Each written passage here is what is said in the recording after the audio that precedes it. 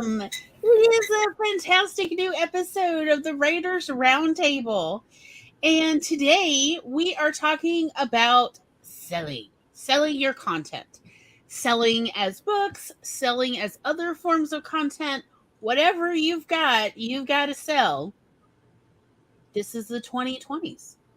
Things have changed a bit. So the rules have changed, what's available, and the platforms to sell on have also changed. And we're going to talk about all that. It's going to be a fantastic episode. And to help me, of course, we have this fantastic panel of lovely people who also probably mostly have actually way more experience than I do. I thought you were going to say panel of love. Is that like Seasons of Love, but it's a panel of love? I don't know. All into my show. So there is Tom, Charlie, and Laura. Now that I think about it, I have sold a book. So, all right. I guess I belong here. You just sell a cookbook. I did sell a cookbook. I sold 500 copies by hand. Which is super, super impressive, especially since the leaks that we've gotten about what actual book sales for big name writers look like. Yeah, we always felt like this podunk little writers in the middle of Nowhereville, North Mississippi. But I essentially, because of the nature of it was in the mid-90s that we self-published, and we literally published by hand. We made the book with our widow hands. And we physically designed and then crafted the cover and every single part of the cookbook. And then to sell it, we advertised it. And then people had to call and write to us and mail us checks. Or if they lived in somewhere in North Mississippi that we were going, they could meet us at various locations and hand us cash. And we would hand them books. So in the children, that's a small green piece of paper that has value. It's kind of like gift cards, but in the written denominations. Right, and they don't expire. I need to make you a bumper for your streams that's just like, warning, Tom is super sass today. You just play it as a content warning for people. Like, be prepared. Salty coffee, y'all. It's yeah. So in the end, Mom and I actually talked about this year before she passed away, and we estimated that we knew the name of every single person who purchased copies of our book because of the nature of having to write to us with a check, and then we'd mail them the book, and that we knew the names of most of the readers. Now, so the reason why we only knew most, not all the readers, is many people were actually purchasing our cookbook as gifts for other people for Christmas, for Mother's Day, for a variety of holidays. And they would tell us that's why they'd need multiple copies. The most we ever sold to one person was 9 copies. And we thought we had finally hit it. But here's what I'll say about 500 copies at $5 a piece. It paid the rent for 8 or 9 months. And that's all we needed. We needed to not get evicted. And it was worth it. Also, my mother's boss did not know that we were publishing the book late at night at his office. So, and since he is still alive and my mother is not, I am not saying the name. But we have lit many a candle. We have given many prayers for his health and well-being, that he does not know why he has received these prayers. So that is to thank him for his unknowing contribution. Essentially, he paid for all the physical expenses of publishing the book, since it was his business. And we used all the paper and the photocopiers and the color copiers for free. So, yeah. He didn't pay my mother enough. That was why we had to pay the rent with the books. He was paying her minimum wage. So, we don't feel that bad. And probably the statute of limitations has run out on this, but I'm still, he's a lawyer, and I'm just not messing with litigious people. But yeah, that is what we did. So we knew all our readers, or we knew all our purchasers. We knew most of our readers. And we actually saw, I think Mom once counted it up, and of the 500 copies we sold, we physically handed it to about, I think it was like 380 something people. Like, we knew the faces, and also some of them, when they were given the book as a gift, they would then contact us to thank us. They loved the book. So the whole shtick of the book was, it was called Eating on the Cheap, and it was about how when you are so financially on the rope that you also are desperate, how do you cut costs in the extreme from your food budget? Food budget is often the last place that people can still cut cost. If it's like a matter of rent or food, you pick rent, right? You need somewhere to live. And so the last discretionary budget people have is their food budget. So how do you cut costs from your food budget if you've never been that financially strained before? Also, real quick, to give you an idea of how rough things were at that time, the bank savings account interest rates were between 6.5% and 7%. For that was not a CD. That was just a regular savings account paid 7% monthly. Like, inflation was really high. And this was in part a book that was based on my mother's experiences in the early 80s with the whole Reaganomics crap. And where she found herself as a young mother and wife, where, I mean, our parents were nearly destitute, and Tom and I already existed. This was right before our little sister was born, and they had to learn the hard way how to do this. And then my contribution was all of my research. I love to read cookbooks. I love to read cookbooks even when I was a teenager. I was enjoying it. And I was already at that point cooking every family dinner. If I was babysitting, because I babysat about 60 hours a week, if I was babysitting, then I was cooking meals ahead of time. And it was just a matter of heat it up or finish cooking it, kind of deal. So I was full-time preparing all of our family's meals, and also working 60 hours a week and doing research to improve the quality of the meals, because while our mom kept us alive as children on an incredibly strict budget. And when I say incredibly strict, one year I saw our parents, years later, I saw our parents' tax return. And in 1988, their tax return was for $6,500 gross for a family of 5. So just to give you an idea, like, it's not like rent was like $1 a month, okay, y'all? Like, my parents were paying, I think, between $250 and $300 a month for rent at that point. So you could see how there just was like no money. And so my mother was impressed, since I was doing all the cooking, as I had been since I had come back from boarding school, that for like the last 2 years at that point, that she was impressed that I was on such a strict budget, because she was the one who set the grocery budget. And I was able to feed a family with, at that point, 5 teenagers, or 3 teenagers and 2 parents. So 5 people total with 3 teenagers, on like about $250 a month.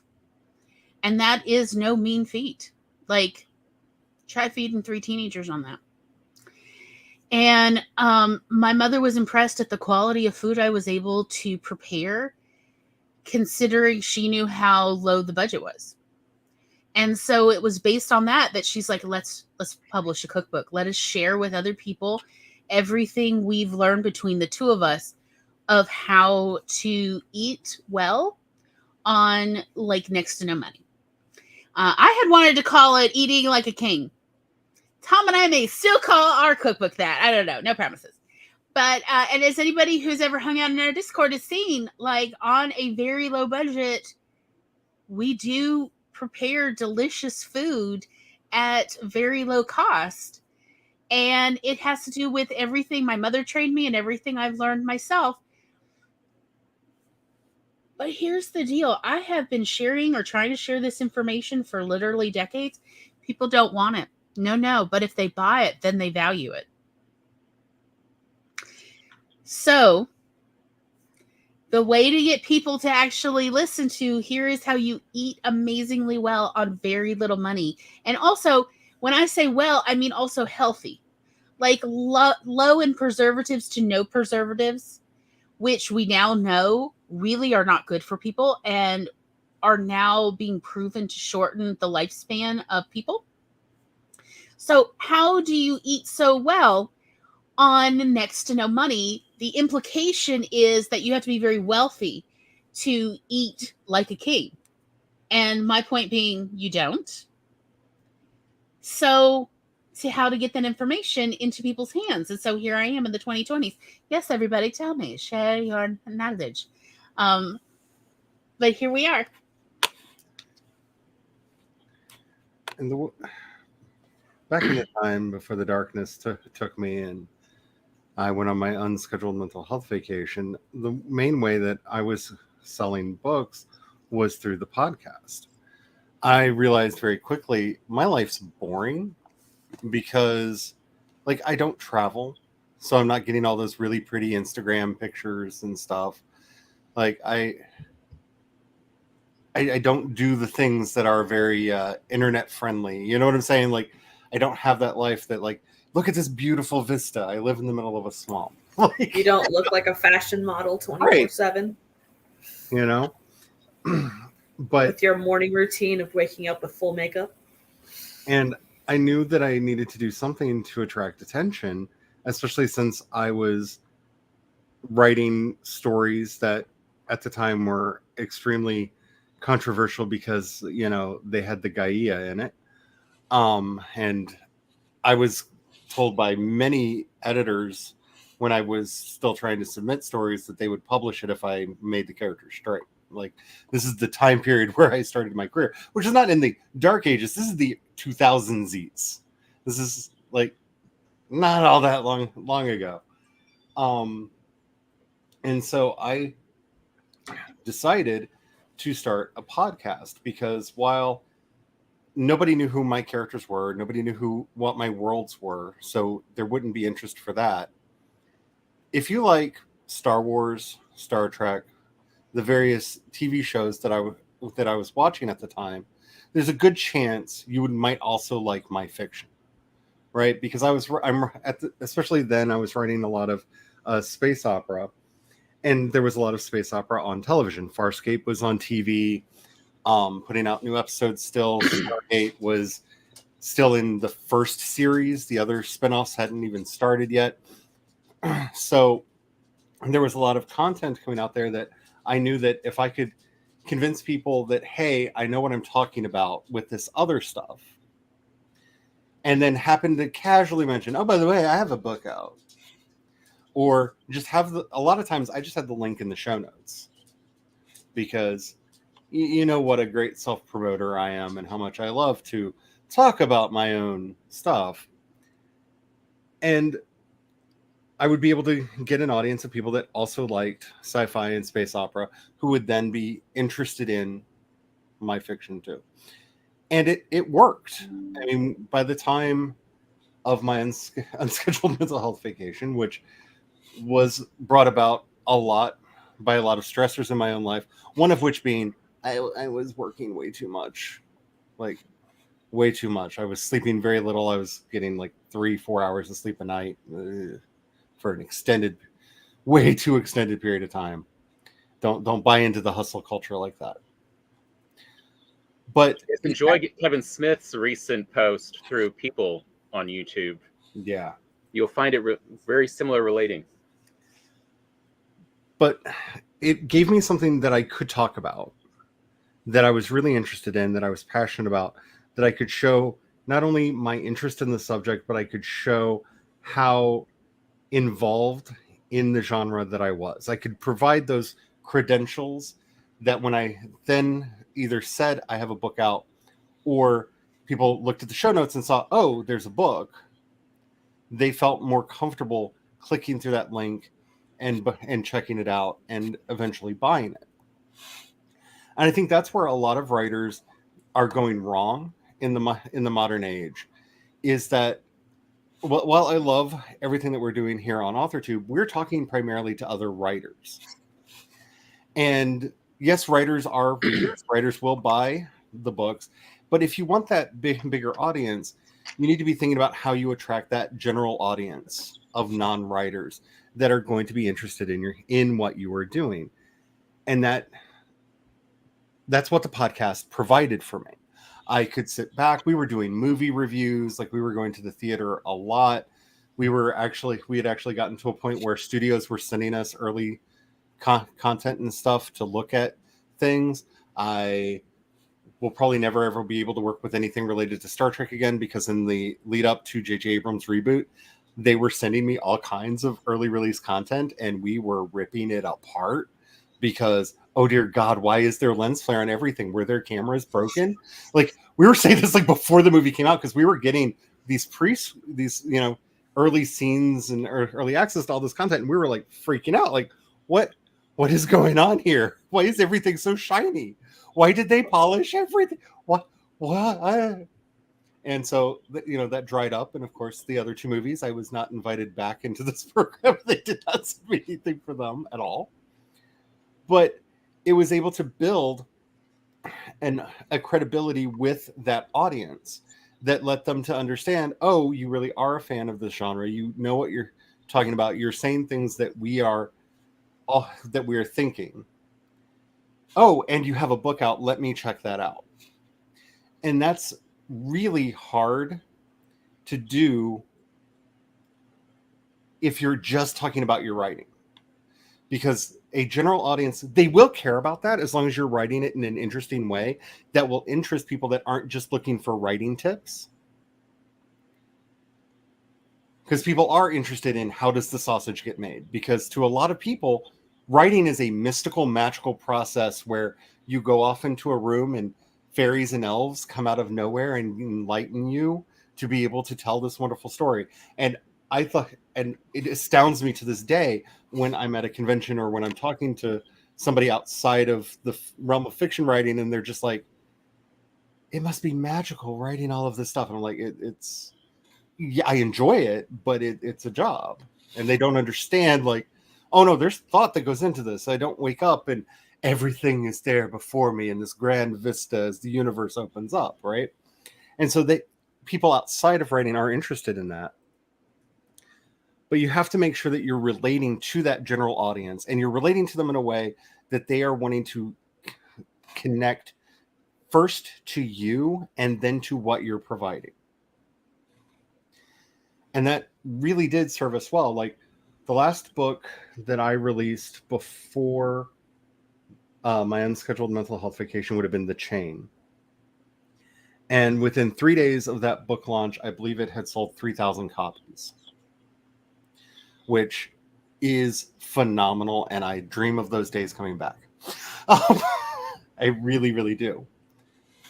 But that wasn't because I was such a great writer or because I had done such a major marketing push for it. In fact, I was on the verge of my mental health crisis at the time. I had no energy at all. That was because I had built up this podcast audience and this blog audience that I simply put out a notice, hey, on Twitter, this book is out. And that was enough to get interest. That was enough to get people over there. I didn't do all of the big marketing. I didn't run ads for that book. I didn't do any of that. I think over its initial lifespan, it got up to around 4,500, 5,000 sold, which is astounding and really good numbers. And that was all based on me not really talking about the book. That was just having developed a following that kind of understood.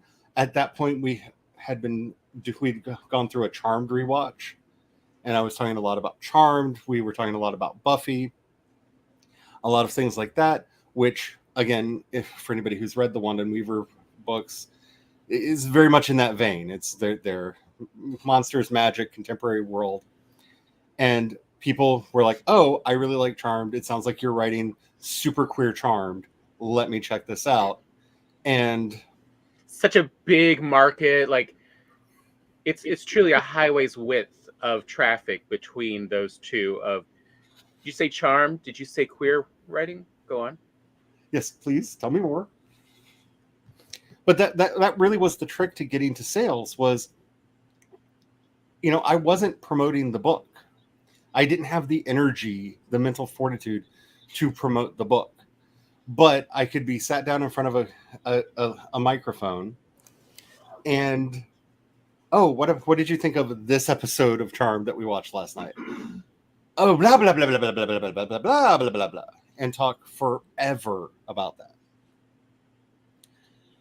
And that's really the secret to building this audience, is finding those other touchstones, those places where you can connect with them and pull them in. People found out about me that that probably would never have stumbled upon my books, because they too were interested in Charmed. They were interested in, like, when we were doing our Matrix coverage, because I'm old enough on the internet. I was podcasting when the Matrix sequels came out, so.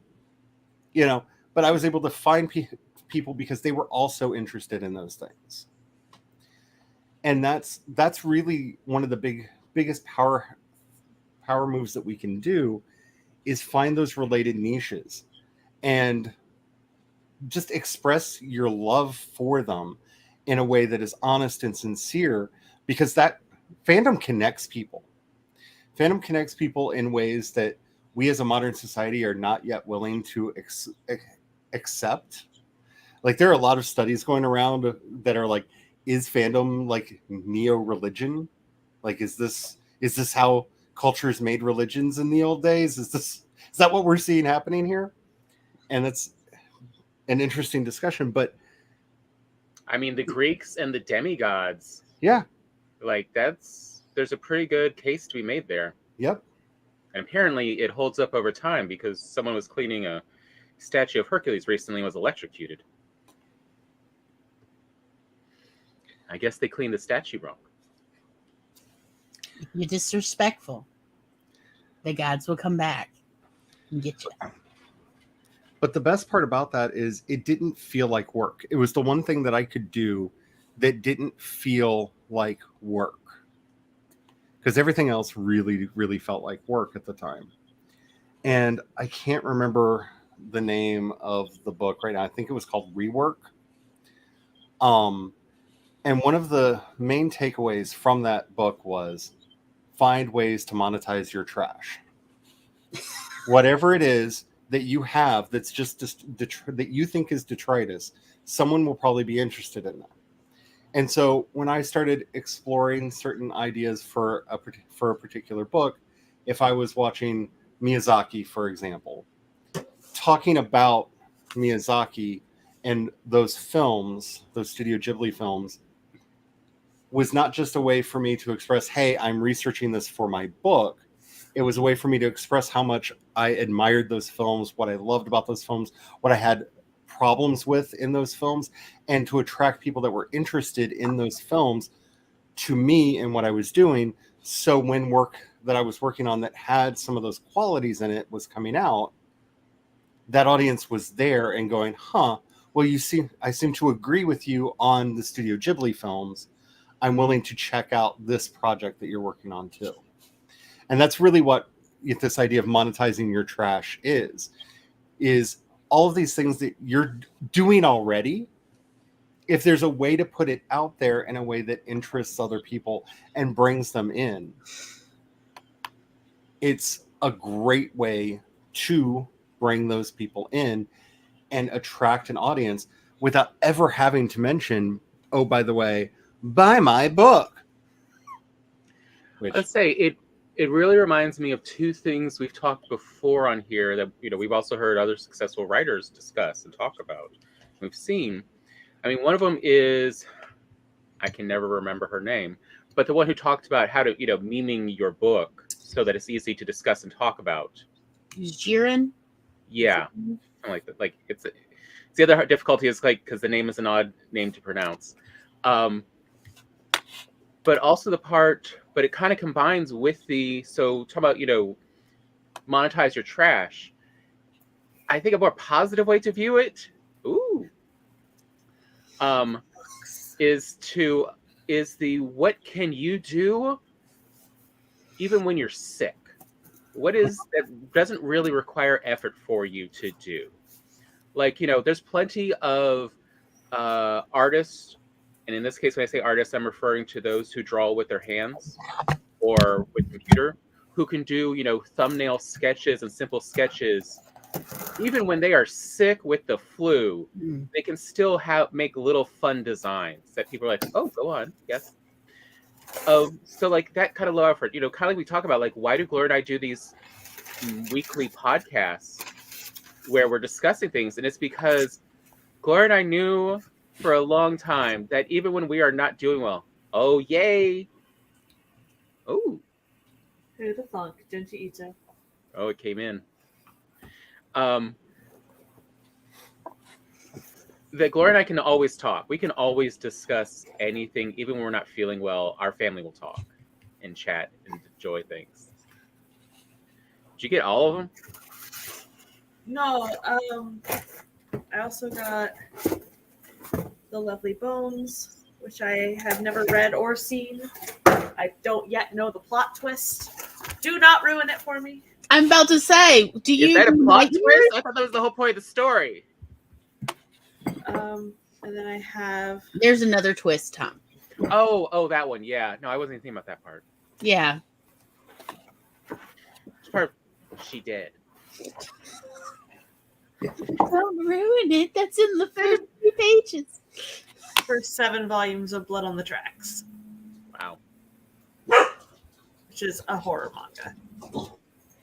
Yes, that's why everyone looks so calm.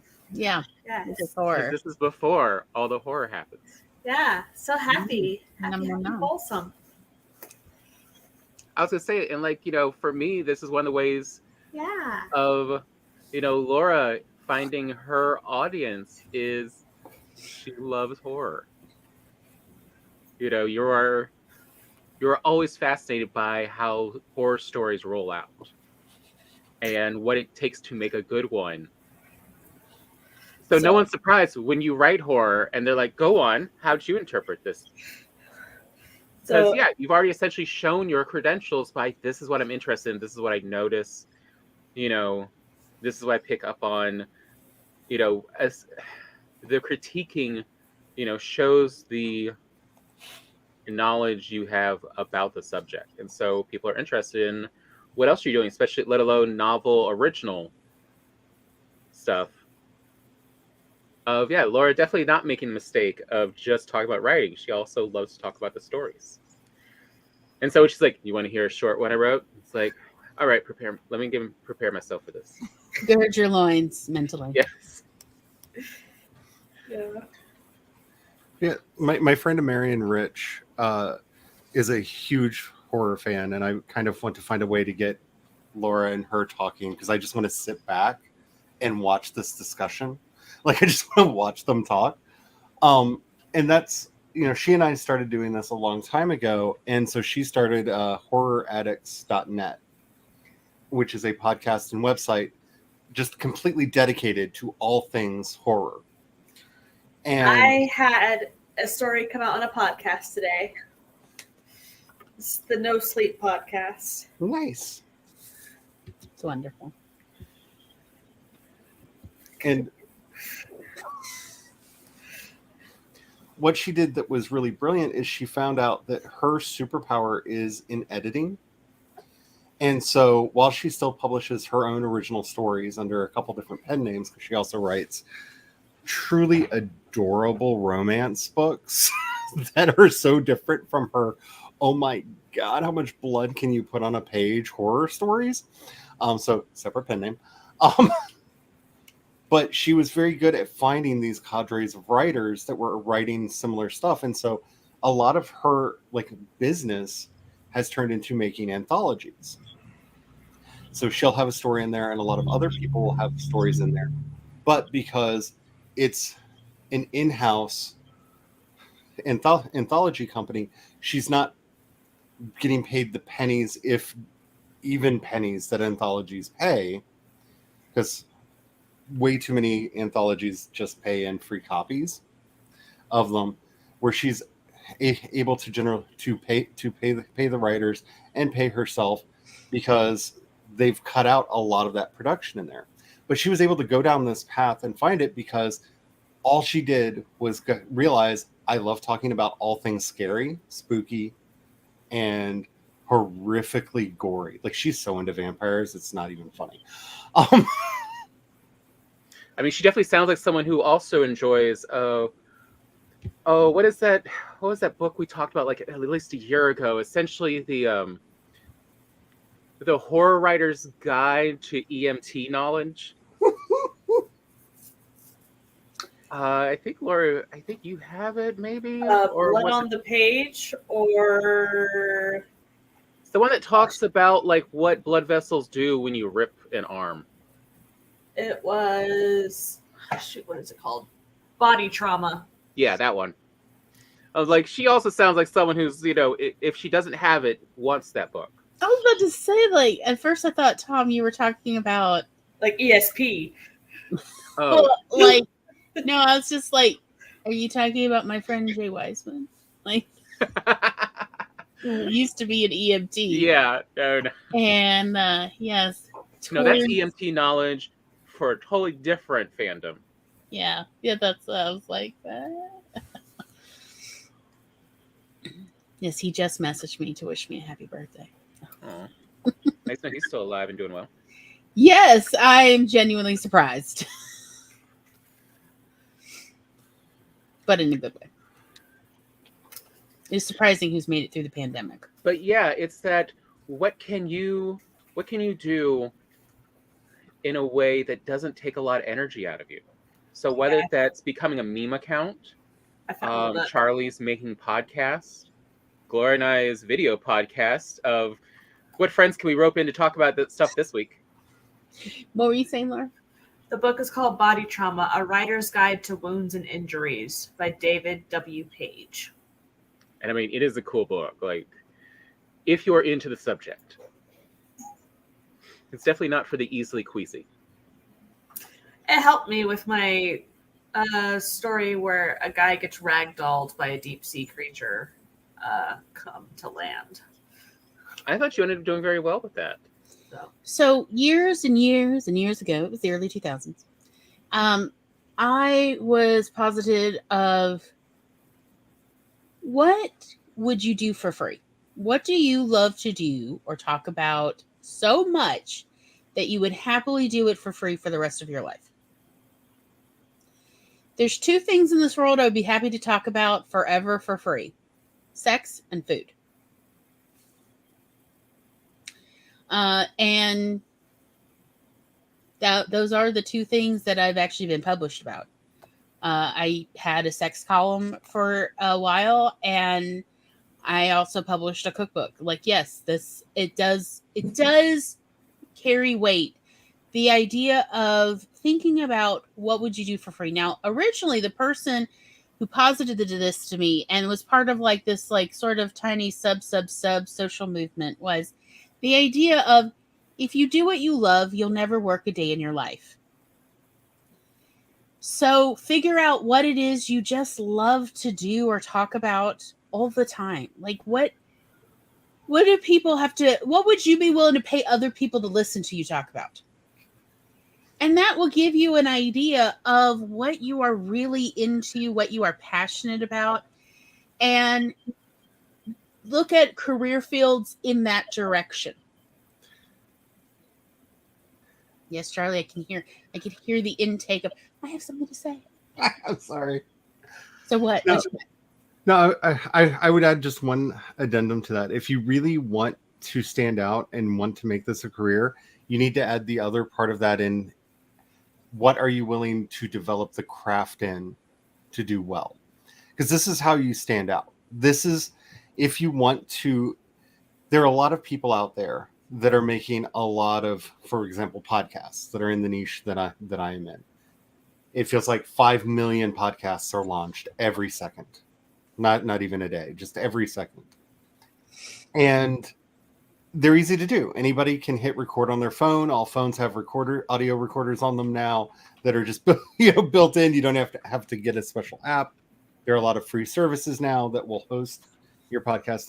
They're very easy, low energy to do, and that's great. That's wonderful. The thing is, if you want to stand out, it is going to become increasingly important that it is something that you find yourself having a passion for and that you want to hone your craft in. I enjoy doing live streams. I don't really like making videos, which is why a lot of the videos have died away on my channel, because I tried it. It's draining. I feel tired when I'm done. It's not even like I put in a bunch of work and I'm tired. It's just, oh, this is just too much. What? Oh yeah. It's like doing homework. I lose the will to live when I have to edit my face. Oh yes. God. And so, if you're really wanting to make this a career, when you're thinking career, find something that you are absolutely like fascinated by. Shut up. I love audio. No, it's just, is that the new parent phrase? Edit your face. That when if you are. Oh no, you don't, miss. Edit that face right now. Fix your face. Is that like the new? Yeah. Edit your face. I'm sorry, Charlie. No, I feel the same way Glory does. Like, yeah, it's like, oh God, don't make me have to listen to my voice and edit my face. No, I don't want to look at my face that long. Oh God, I'm grateful that all of y'all will look at me, but I don't want to look at me that much longer. But I'm obsessed with audio. I love learning the little tips and tricks of how to boost the sound quality, how to do this, how to do that. That's something that I am really just absolutely passionate about, and why I have accidentally tripped into doing music and stuff like that. So like the podcasts that I do, that's my original music for the score. That's all of the things that are me. And I feel like every time I do a podcast, every time I do a season of a podcast, I learn something that makes the next season better. And that's something that really energizes me. I at the end of the day, making an episode, be it of the Shadow Phoenix Saga or the Non-Binary Writer or any of the other podcasts that I do, I am like, I did an episode and it sounds like that. I get excited. I get a thrill from it. And that, when you find anything that gives you that thrill, if you make a silly, stupid meme that is so dumb that you groan and then giggle madly to yourself, aha, you found a thing. Maybe you should be making memes. Whatever that thing is that just fills you up, because that's where you're going to find that path. Because I watched a really interesting video this morning. I can't remember who it was, but I can look it up if you want, by a guy who was talking about what is the future with AI coming in. And with everybody like in this panic, like AI is going to destroy the music industry. It's going to destroy YouTube. Everything's going to be AI. And he's just like, no, because what's going to happen is certain things that we don't need humans involvement for are going to be automated, as always. But the quirkiness, the strangeness, the interesting approaches to things, that's what's going to make people stand out. So if writing essays on Substack feels, you get done and you're like, I did that. Making memes, recording a podcast, making videos, whatever that thing is, that at the end of it, you're like, I did a thing. You feel this thing that you're like proud of yourself. Like, I always know I did something good when I immediately have a feeling of, oh God, am I a narcissist now? Because all of a sudden I'm like, I really like this thing I did. Uh-oh, have I gone over? Am I the evil, like, self-important artist now? Yes. I'd have that thought every time I'd write an article for my sex column. And by the time I was done with it, ready to publish, it was like, I really like it. Oh my God, have I become a walking narcissistic personality disorder poster child? Just because I like what I wrote? Like, kill demand. Because I'll agree. Like, when you're doing what you love, you really won't feel like you're working a day in your life. Like, it really doesn't feel like labor. You're still working. You're still putting in a lot of effort and energy, but it's that rejuvenating energy, and that's what you need to be seeking out. Well, I don't know if anybody's going to have that particular thought. This is a constant word. It's just me and Charlie, and we are the same person separated by hundreds of miles. It's fine. I would say, though, that actually segues a little bit into something I did want to mention about these subjects that I found out recently. I think SciShow recently did the state of knowledge, whatever you want to call it in science, on what we know about humans and oxytocin. And something they pointed out that I hadn't heard explains a lot of things to me is, so oxytocin, they now have found, puts your brain back into that childlike learning mode. When we talk about the critical stage for children of where they can learn just about anything really fast, that actually seems to have to do a lot with oxytocin. And we know, and while it is actually hard to ingest oxytocin and get it past the blood-brain barrier, although MDMA, it turns out, does help with that. So they look at that for therapy. But one of the things Gloria and I years ago looked up when we found out about the uses of oxytocin was cute things. So if you really want to learn something quicker, you need to find things that make that Jeremy Renner interview face. Yes. Which, anyone who has known Laura long enough will have seen her make that face when she talks about certain aspects of horror stories. She will make that exact same Jeremy Renner face of just that, woo, yes! This is so cool! And what I now realize is that is a sign of the oxytocin release. And that is a sign that you're enjoying. So guess what? It also means you learn it a lot quicker. And so, and as Charlie was talking about, if you something that you want to and can always improve at, it helps with something you find fascinating like that. But happy, fascinating. Like whenever we look at kittens and puppies and bunnies, there's a certain part of it's always like, go on, I want to see a little bit more of this cuteness. Or, certain babies. Little tiny turtles. Yes. Or sea urchins with hats. If somebody could just put a little fedora on a baby platypus, that would be great. I'd be fine. Whatever. But if you're learning a new subject and you are finding it a little arduous, go spend 20-30 minutes looking at cute, adorable things. And then go back and switch back and forth when you're trying to start something new, especially as an adult, if you're finding it difficult. Or if you just reach something that you have no basis to learn this knowledge, switch back and forth between cute things and learning. And they are finding it is a lot easier. Mm-hmm. So it may be part of that whole being an adult and grown up and being serious is actually what makes it so hard for adults to learn. Versus, kids fascinated by everything. Because everything is cool and fun and interesting and happy, and they learn so quickly. Because that's what a factory needs people to do, is to not question and just follow orders. This is the main thing, especially if you're trying to do anything creative. Our entire school system was designed for 18th century and 19th century factory work. Mm-hmm.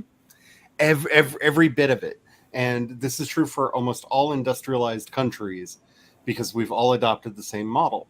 And if you're doing creative work at all, you have to break out of that mold and find these things that do absolutely spark joy. It's why, like I always say, I'm Marie Kondoing my life right now. It's not because I'm a huge Marie Kondo fan, but I love that imagery of you pick it up, you hold it. If it doesn't spark joy, you put it in the box to get rid of. Mm-hmm. Because that is what the creative life is all about. yeah, there are ways to just drudge work your way through it. Yes, there are ways to do that. A lot of the fast publishing models that are out there, the right to market models, you can, yes, make money on that. I mean, The fulfillment level. you can learn to hate doing anything. Yes. It doesn't have to be writing. It could be anything that you could learn to hate. Don't worry. But like if you are taking an approach similar to school, more than likely you're not going to be pulling in a lot of oxytocin. Because the thing that I'm really excited about ChatGPT and Bard and a lot of these things is they're going to make it really hard for people that aren't writers to make a living as writers. And it's going to weed out a lot of those people that think that this is a quick, easy, get-rich-quick scheme to make writers. Now, if you're writing children's books, and I really hate to say this, but there was a really, really good video that Zoe B did recently about when she ghost wrote a bunch of Minecraft fan fiction because she needed money to pay her way through college.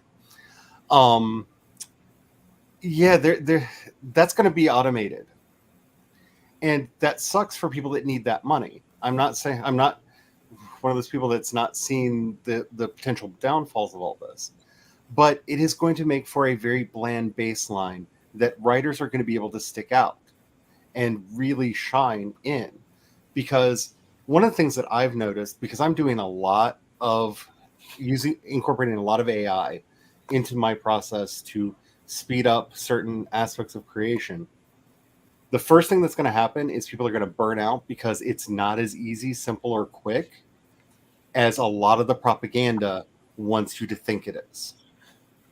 If you're using ChatGPT to help you write things, outline things, oh, you got to fight with that robot to get it to give you anything even remotely decent or helpful. I'm not saying that it won't get to a place where it's better, but right now, especially, that's a lot of work. Working with any of the vocal clone software that's out there. Yeah, my cat's having a thing. Sorry. I don't know why it's so funny to me.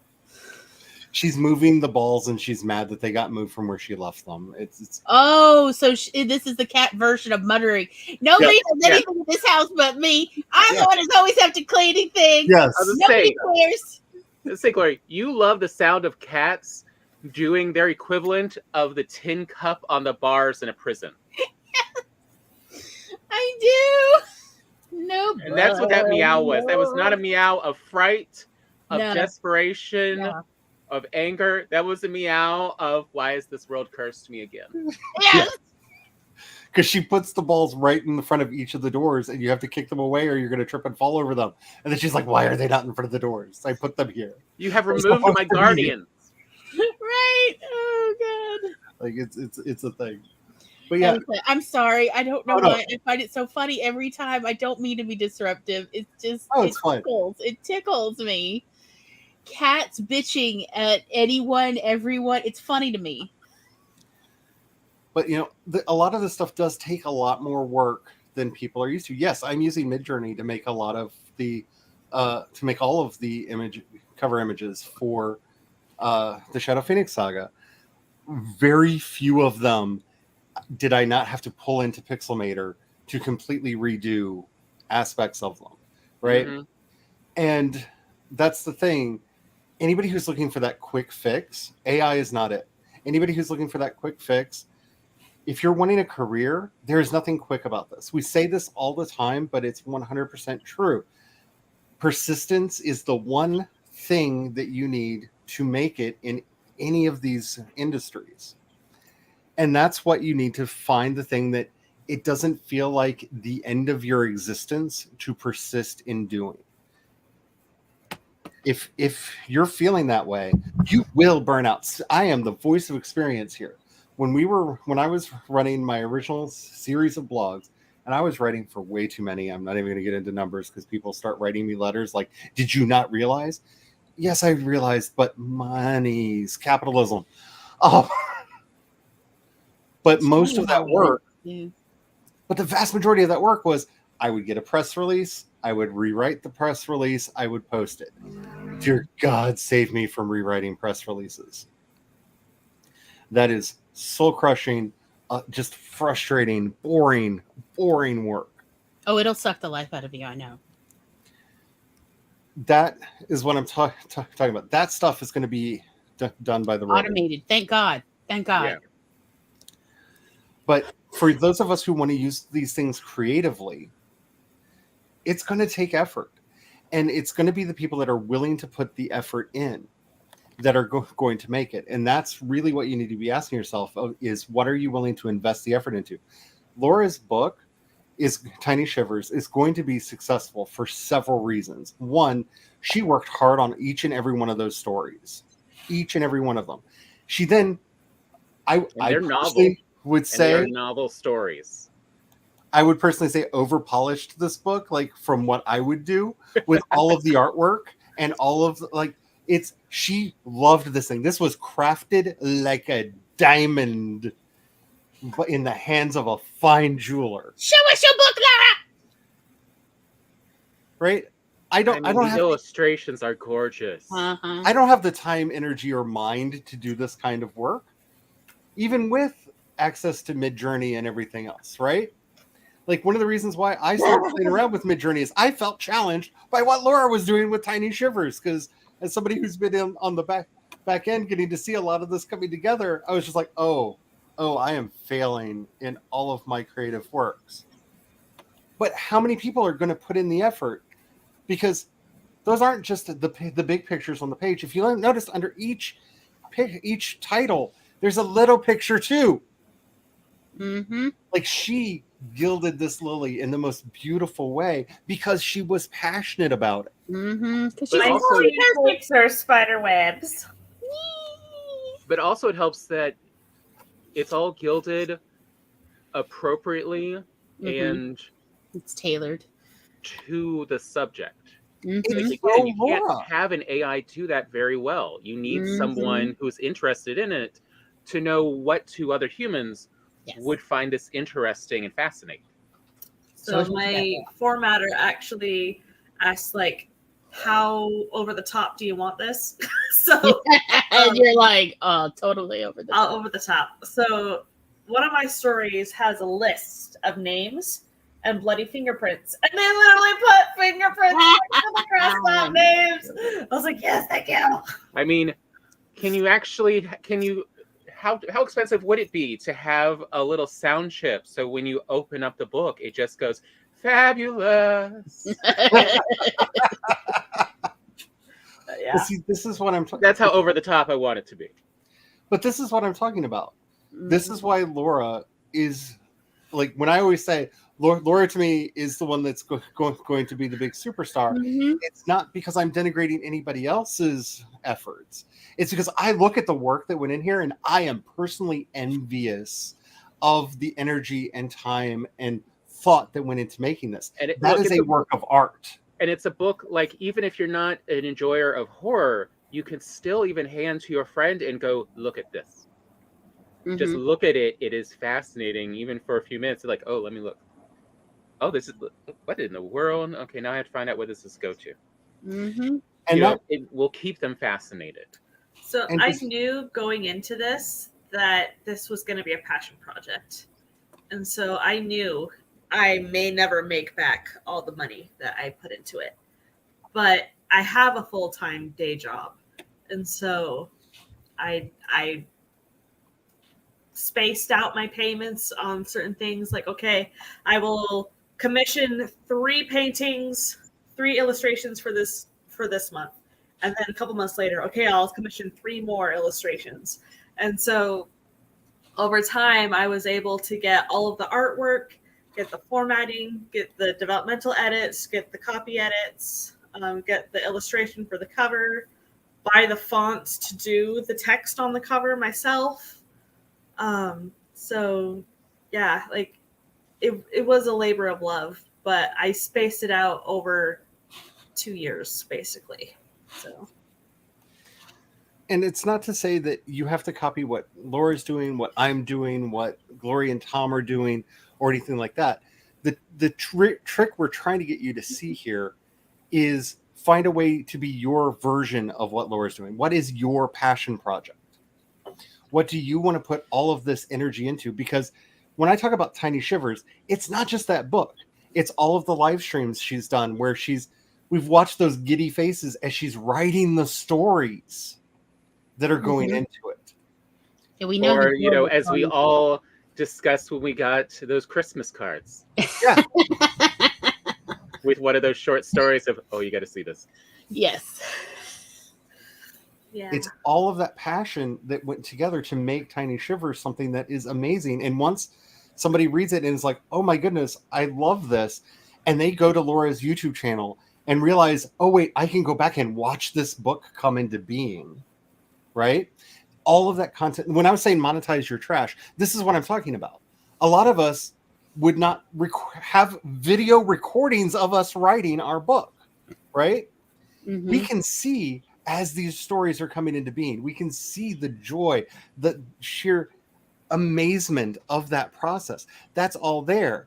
And that is something that develops fans, and fans are the ones that are going to go out and sell your book for you. Those are the things.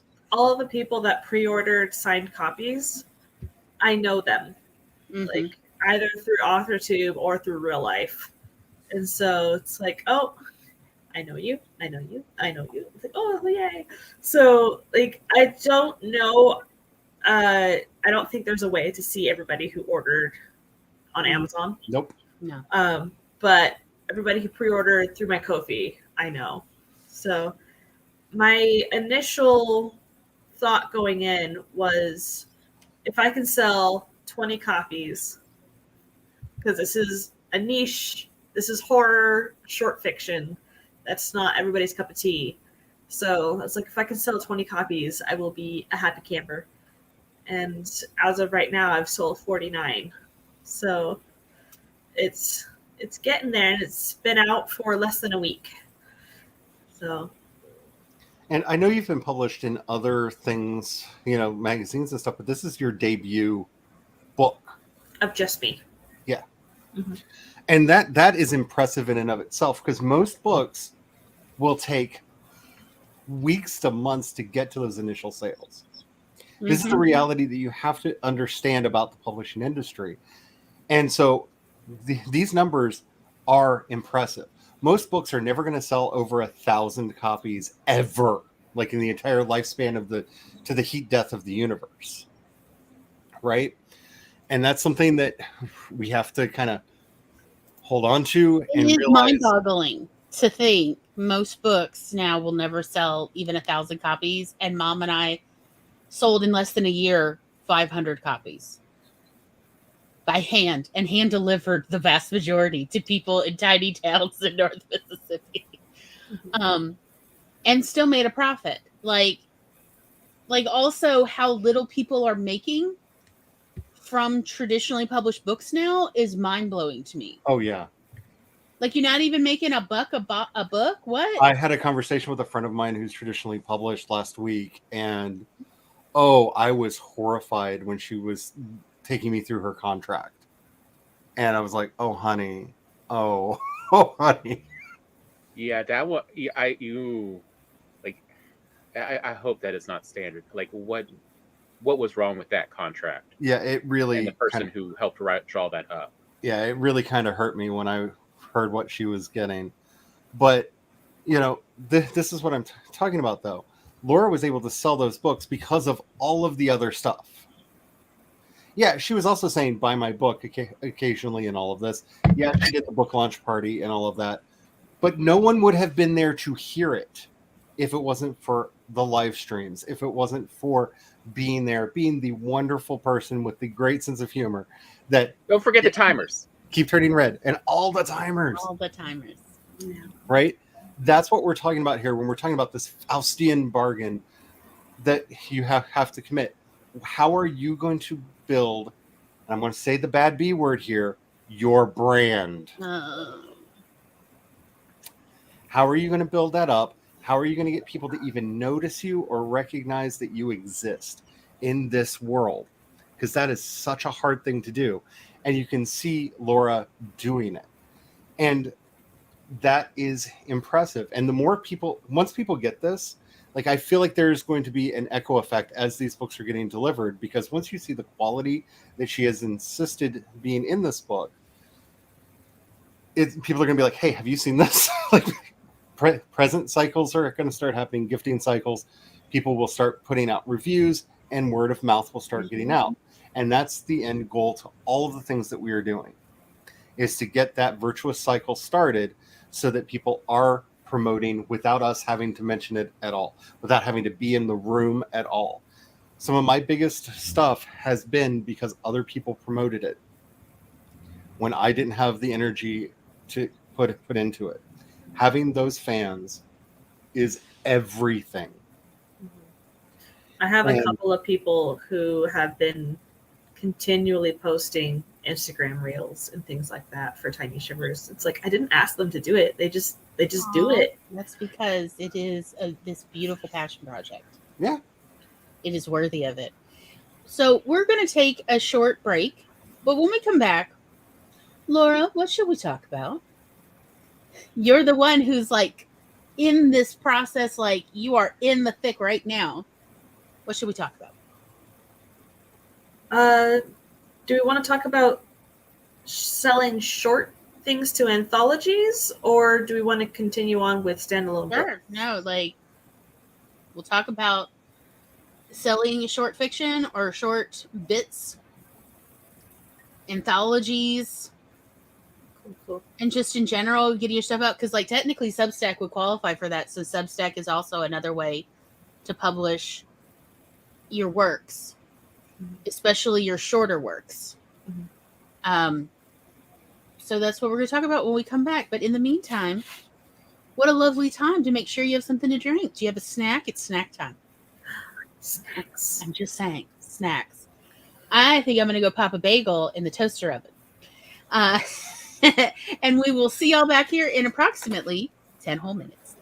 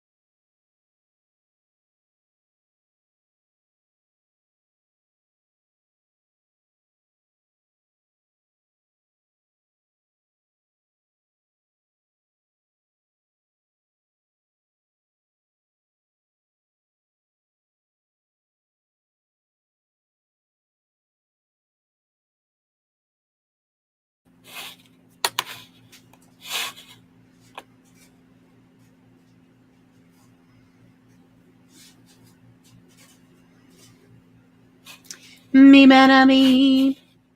Me mana me mana me mana me.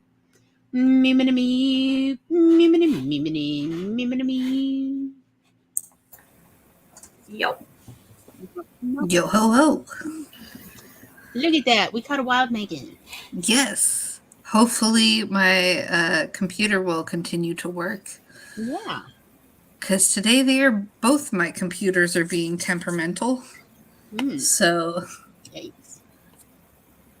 they just must be having a day. Hello, Nia. Hello, Kat. Nia is one of the other people that I would put into the basket, like I was saying before. Mm-hmm. That's doing all of the special magic things. Yes. Leah is amazing. She is. The only problem is she's not on camera right now, so I don't get the same joy out of making watching her squirm. Yes, like I Compliments. Yeah. I need that vicarious enjoyment of just. You're roasting from the inside out. I have done my work well.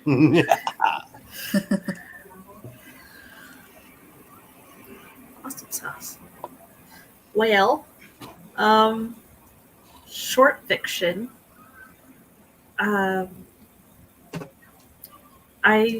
love selling short fiction to anthologies and magazines and podcasts and stuff. Some pay a lot more than others. Some just do it for free. Sir. Sir. Ah. Yeah. Why I make a swishy sound when I throw it, I don't know. Yeah. So one thing that is helpful for selling short fiction and why you might want to do it is it gives you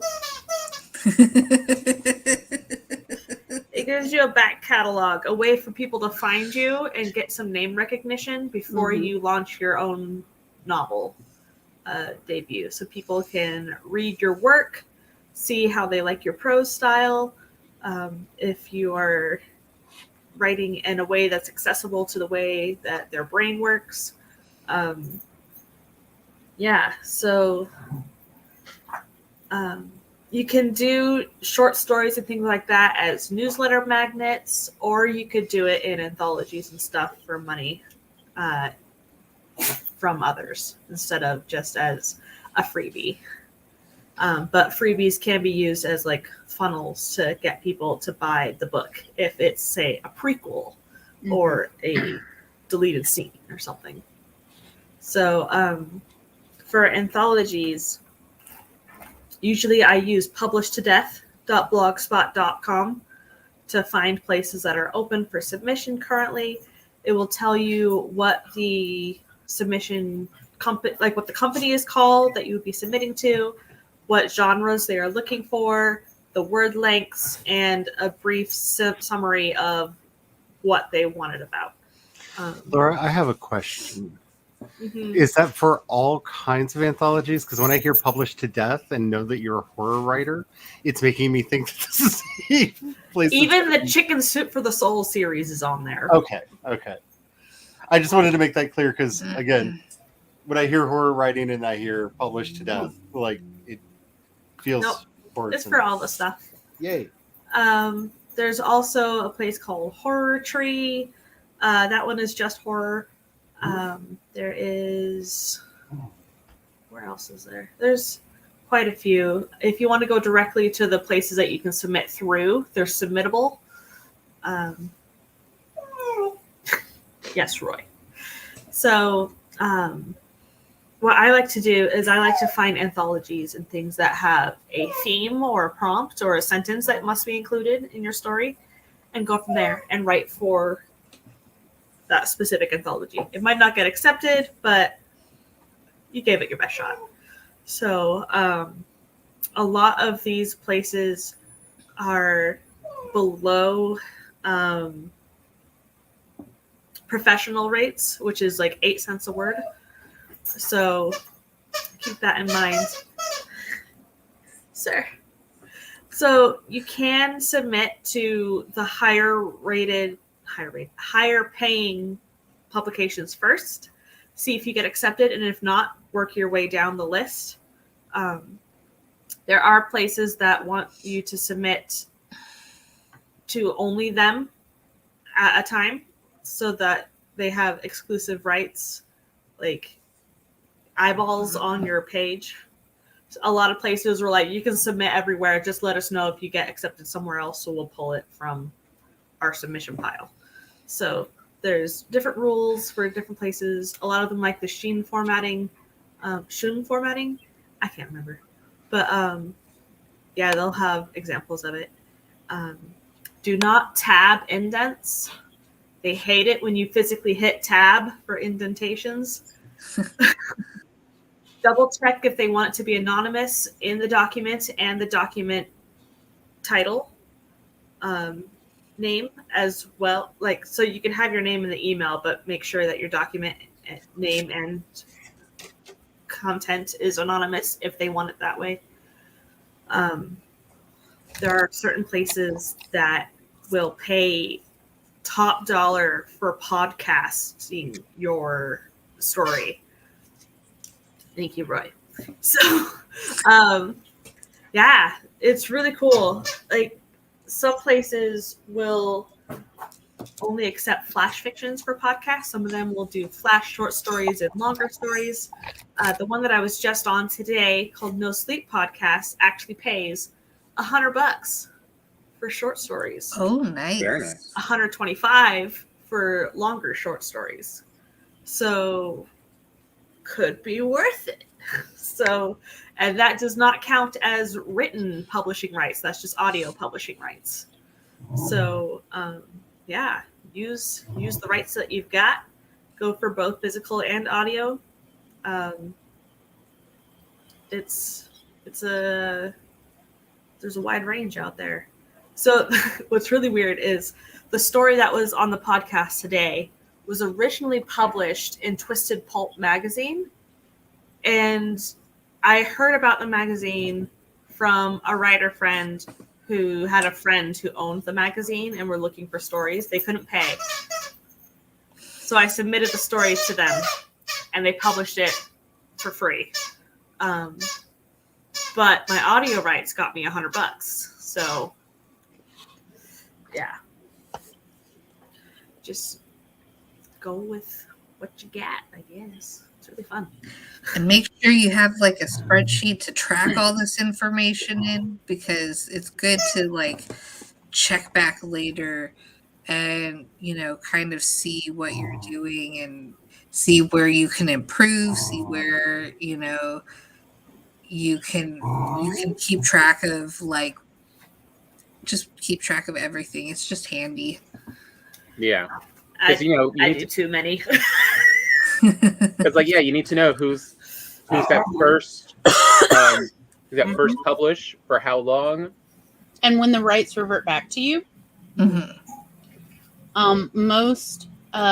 I would say that it seems like the vast majority of these groups, the rights do eventually convert back to you. Yeah. A lot of mine are, you just have to let us publish it first and then you get it right back. And some of them are a year. Yeah. And like the last physical print magazine I published in, it was for 3 years. So you better believe I was watching it as soon as I got those rights back. Like, hence you saw that I started like reading some of them on these various podcasts, sharing them as appropriate. Just to like give you, like when we were doing pitches, the one I did where I just made pitches for various books I had read, of be aware when rights revert back to you so that you can use them for whatever you want, but you certainly don't want to run afoul. So again, that is where a spreadsheet comes in handy if you've got a lot of different articles or stories out there in various forms. You'd want to be aware of it so that if somebody's like, hey, do you have anything for this? We'd really love for you to submit. You can even look at your spreadsheet and see what's available. And you'd be surprised how many of these actually don't mind republishing ones that if it's been especially more than 5 years, because especially if it's one like they might have heard of or others have heard of, because people will actually specifically looking for ones they know of. Like I can't remember his name offhand, but he wrote Glass Menagerie, and it has been on so many. Say again. Tennessee Williams. No. A recent one. He's okay, not American. The Glass Menagerie. Okay, yeah, no, not the. It's just called. It's about little toy avatars, almost like little golems. This really sounds like this writer was riffing on the Glass Menagerie. Okay. Might have been. But like how many times I've heard this in audio and written form, seen it republished. Of like, no, it's because people like the story. It has eventually won awards, and you'd be surprised how much they're not as worried about originality as they are what brings in the audience. And the audience likes familiarity, so they actually want some repeats. And that's also like good to keep track of the rights and everything for when others can use them. On the submission phases, they will say no reprints if they don't want reprints. Otherwise, you should be good to go. And do be mindful of any of the larger publications, because I'm not going to say all of them, because it's not all of them, but a lot of the larger publications do want perpetual rights to your stuff, because they want to be able to include it in their own anthologies that they put out. They want to be able to potentially hire other authors to continue the story without your input. And that will be spelled out in the rights section of the contract that they give you. This is fortunately because a lot of writers have rebelled against this practice, not as common as it used to be, but I have still seen it in some of the contracts that are out there, mainly with the larger companies. Like if it is a magazine that is put out by one of the big, what are we at? 2 publishers? Let's say 2 or 3. 2 or 3, whatever we're down to now. There is a chance that they will be wanting a perpetual right to your work, and that they will not revert the rights to you. Again, because they put out their own anthologies and stuff, and they don't want to have to pay you again when they put it out in that form. Of the word perpetual rights and universal rights. Yeah. These are the 2 that they should be red flags to you in any contract. Yep. Everything else should be just negotiable. But because, like, they are asking forever. Yep.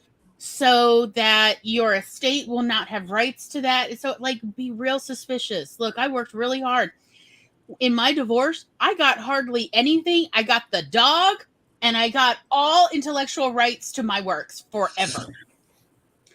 And it was worth giving up the house, giving up everything for the dog and perpetual rights to my intellectual property.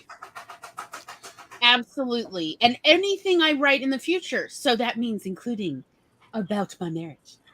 I have full rights, and I made sure my lawyer understood. I don't ever want to have anybody say anything about my intellectual property, both what I have already written and what I will write in the future, about anything, including about my actual life or about my fictionalized experiences as a wife. I don't want anybody saying anything about like, oh, you can't, or you have to, like they have editorship or censorship rights. And my lawyer made sure it's the only thing they got right, because it matters. And yeah, he was willing to sign it away because he didn't think that I had any value. And maybe I won't. Maybe I will absolutely die in obscurity, but maybe I won't. So you never know. Yeah, the reason I wanted to bring that up is I can't remember the name of the anthology, but I was invited to participate in a speculative fiction anthology, and their submission guidelines were so draconian. I did everything I could to discourage people from participating. This would have been about 3-4 years ago, because they basically claimed rights to the submission. So if you submitted an idea to them you weren't allowed to rewrite that for something else. Yikes. Like they were claiming like ownership of the idea. Mm-hmm. And I read that and I was like, wait, what? This isn't like 1996. Like, what are you doing? I came across something similar about 4 or 5 years ago, and I wonder if it's the same thing. But yeah, it was a very inspiring concept idea, but I'm like, excuse me, no. You don't, and it was like, it literally had in the submission of universal rights, including translation rights. I'm like, oh no. Yep. Highly sus. And like I said, fortunately, this is becoming less and less of a common practice. When I first started writing back in the mid 90s, this was, if you were submitting to magazines, almost a universal thing that you saw in all of the calls to submission. That basically, if we publish this, we own it, lock, stock, and barrel, and can do whatever we want to with it going forward, including making derivative works with a different writer. They were very clear about that. And fortunately, that is becoming less and less of a thing. But the problem is the magazines and anthologies that are still doing it are the ones that would have a bit of cachet to them. They're from the larger publishers. They're from the publishers that you do know the names to. I'm not going to say the name of the company that I think did it recently because they sue people like crazy. But it sounds like a thing that you would use to chop wood with, basically try to get the universal rights to all of the stories that they accepted for their anthology that they were working on. And I think they eventually had to backtrack on that because I remember a huge backlash around it. So some of the larger publishers are still trying to get that.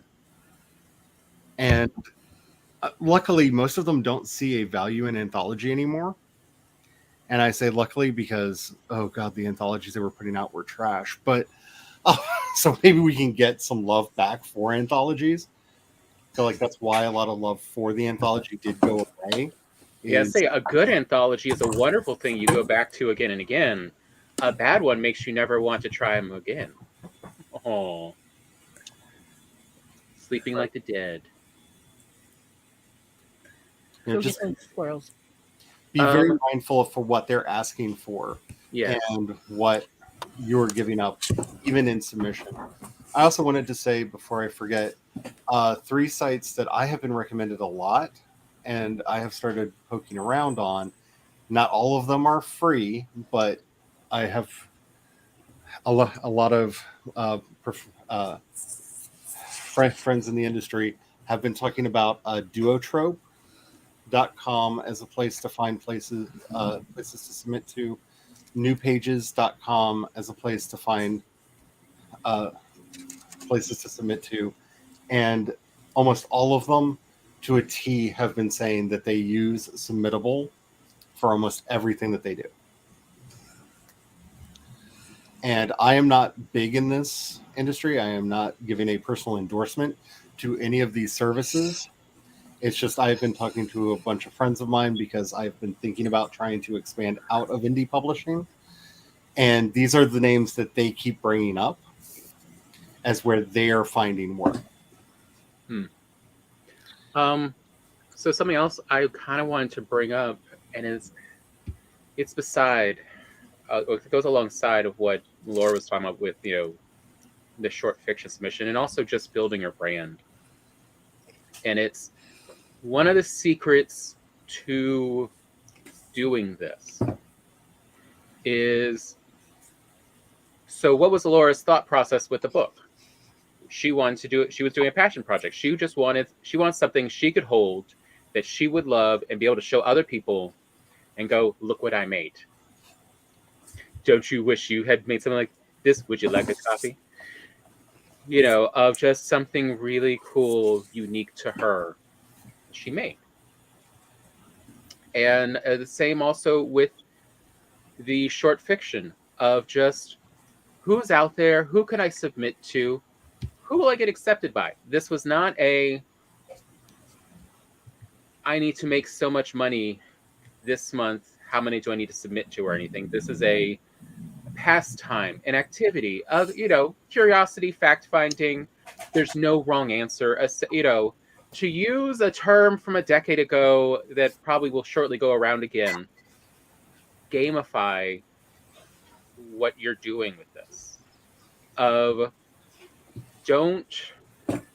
Avoid having consequences for your activities. The goal should be you learn something new, you got to try something new, you have something new and pretty to show, you have something you can talk about. The goal should not be the end product. It's not, Laura's book. It's not is it this the perfect book? Most perfect book I could ever make. No, it doesn't matter. It could be, but it doesn't matter if it is or not, because the goal was to make something cool to have and show and let other people see if they want. And so it ends up being, as a tertiary consequence, something all her friends want to show other people. So also make sure that your goals are something that you have control over. Make sure that your goals are, I want to submit, not I want to be accepted. Yes. Because that negative consequence can also inspire shame, and shame is where your brain just shuts down all creativity and stops functioning. Yep. And then no more creative output. Just you stopped. You killed it. Your creativity is laying on the road in the highway going, why won't somebody hit me?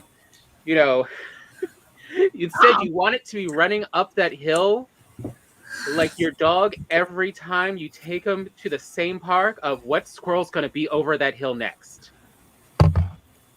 It doesn't even matter if there's no squirrel. I got there ahead of them. But some way that you can always enjoy it, including how many can you submit to? How many new ones? How many repeats? How many did you get responses from? Even if they're rejections, did you actually manage to, was it still interesting enough that they felt they needed to actually justify not accepting? Isaac Asimov talked about submitting to one magazine 4 times a year for 3 years at that point was just to wear down the editor till the editor would accept something he'd written. Like, after the 3rd time, the editor's like, you really don't need to keep submitting. It's, I don't think you're a good fit. And apparently Asimov, being Asimov, was like, thank you, but I'll keep submitting. And then just kept submitting for years till he wore down the editor's like, fine, we'll take this. If I take this, will you quit submitting? And Asimov's like, I'll give you a year break. like just like that kind of orneriness. But, as Asimov pointed out, look who got into a magazine that I was definitely the lowest class writer in this thing. I brought the whole magazine down to my level. I regret nothing. Can I just say, what a tragedy. We live in a universe where Harlan Ellison and Isaac Asimov and these writers did not have Twitch channels where we could have had video, just endless video of, oh my god, let me tell you about this horrible thing I did now. Because although the documentaries with them are still decent, they're still good. But just imagine. Can you imagine Harlan Ellison? I'm going to write for 24 hours because I hate write. I mean, that's why I loved watching. I absolutely believe Harlan Ellison would have done a 24-hour hate write to raise money for trans rights. Oh yeah. Of here, let's just hate on all of these mucky mucks. We'll raise money. I'm just gonna write the gayest, just trans positive, just BS writing for 24 hours, and I'm gonna keep reading it out loud. Because I just feel like we've lost so much. But that was why I watched the 2 hours of what's her name, Jessie Gender, essentially doing a 2-hour whiteboard shitpost on Star Trek canon and yes, and the whole I guess the whole canon of Star Trek. Yes. and how ridiculous it is. And it's like, yes, I'm here for 2 hours. Wasn't it Of like a 2.5 fan. hours? Like, seriously, Jesse. I Oh know, my but it's a God. delicious 2.5 hours It's so of good. here's Is all that the BS of this fandom I love. You tell she loves. I mean, she is wearing several different Star Trek uniforms throughout. The podcast we missed out on, like, where was the "We're Writing Good Omens Together" podcast? Like, Yeah. oh, to live in a world where that existed. But to watch as Terry keeps changing phrases Neil has put in there. yes. I mean, now let me add this part in. So this is now even crazier thought. Aziraphale had. Mm-hmm. But more seriously though, the reason I bring that up is my greatest regret from my previous writing life is I did not have a good connection to my audience. And if we're going to talk about the Faustian bargain that you need to make, have a Substack, have a website with a .com, even if that points to your Substack, that you can put in your bios. Because as I'm talking about, I had thousands and thousands of books being sold. I always forgot and neglected promoting that I had a newsletter back then. So I got maybe 35 signups to it. So when I had to take a break and came back, I had no connection to that audience whatsoever. And it needs to be a connection you own and control. This is not your Twitter account. This is not your YouTube channel, your Tumblr, your Instagram, your TikTok, whatever that you do not own those relationships. If Twitter goes the way of the dinosaur, which it looks like it's going to do, all of the people that I have curated this relationship with, I have lost them because they've all stopped tweeting. They've all stopped using the platform. And I cannot talk to any of them anymore because I didn't get them onto my newsletter or onto something that I controlled and had access to regardless of the platform. And as we're living in this shakeup that we're having right now, where I'm not saying that Twitter is going to go away, but Elon Musk keeps saying he's going to turn it into a dating site. So, What? that's a thing. Yes, But there is a kitty over at Charlie's. Yes, that would Who be is better. complaining that people keep moving her crap. Yeah. This is McGonagall. Yeah, this is McGonagall being all upset because she's the one that moved half the balls and now they're in a different place because Jinx put them back. It's like the Odd Couple added it. This is But my yeah, like life. I recently, actually oddly enough, on Twitter, I recently rediscovered a webcomic artist I love and I reference because Brian makes me think of their webcomic every week. Because the way they would do their monthly fundraiser way back, over a decade ago, is they would write a special comic called Temp's Fate about a little goblin in a dungeon scenario, and if people didn't pay enough, then tragic things happened to Temp's Fate. That checks out. And most months, though, they succeeded in their funding goals. Fascinating. They've now transitioned, which I know, but it's they write goblin comics and stories. I'm not surprised. But do make sure that you have some connection to your audience. And this is one of the most important things. Like, if you take no advice from me ever for anything that I ever say, this is the one thing that you really need to take to heart. All of those people, if you are not forging a direct connection to them so that if Amazon goes away tomorrow, if somebody actually wakes up and realizes, oh, antitrust is a thing, maybe we should break this off. You do not have access to your Amazon readers. You do not have access to your Twitter followers or any other social media that you are on. You need to have some place, like MySpace. I really, like, every time I load Twitter, I have weird MySpace vibes because it's like the last days of MySpace all over again. It really, it's really hitting hard anytime I go over there now. But make sure that you are owning those relationships. There are a lot of tools that you can use. I'm not a paid spokesman for Substack, though I really feel like I should be because I talk about them a lot.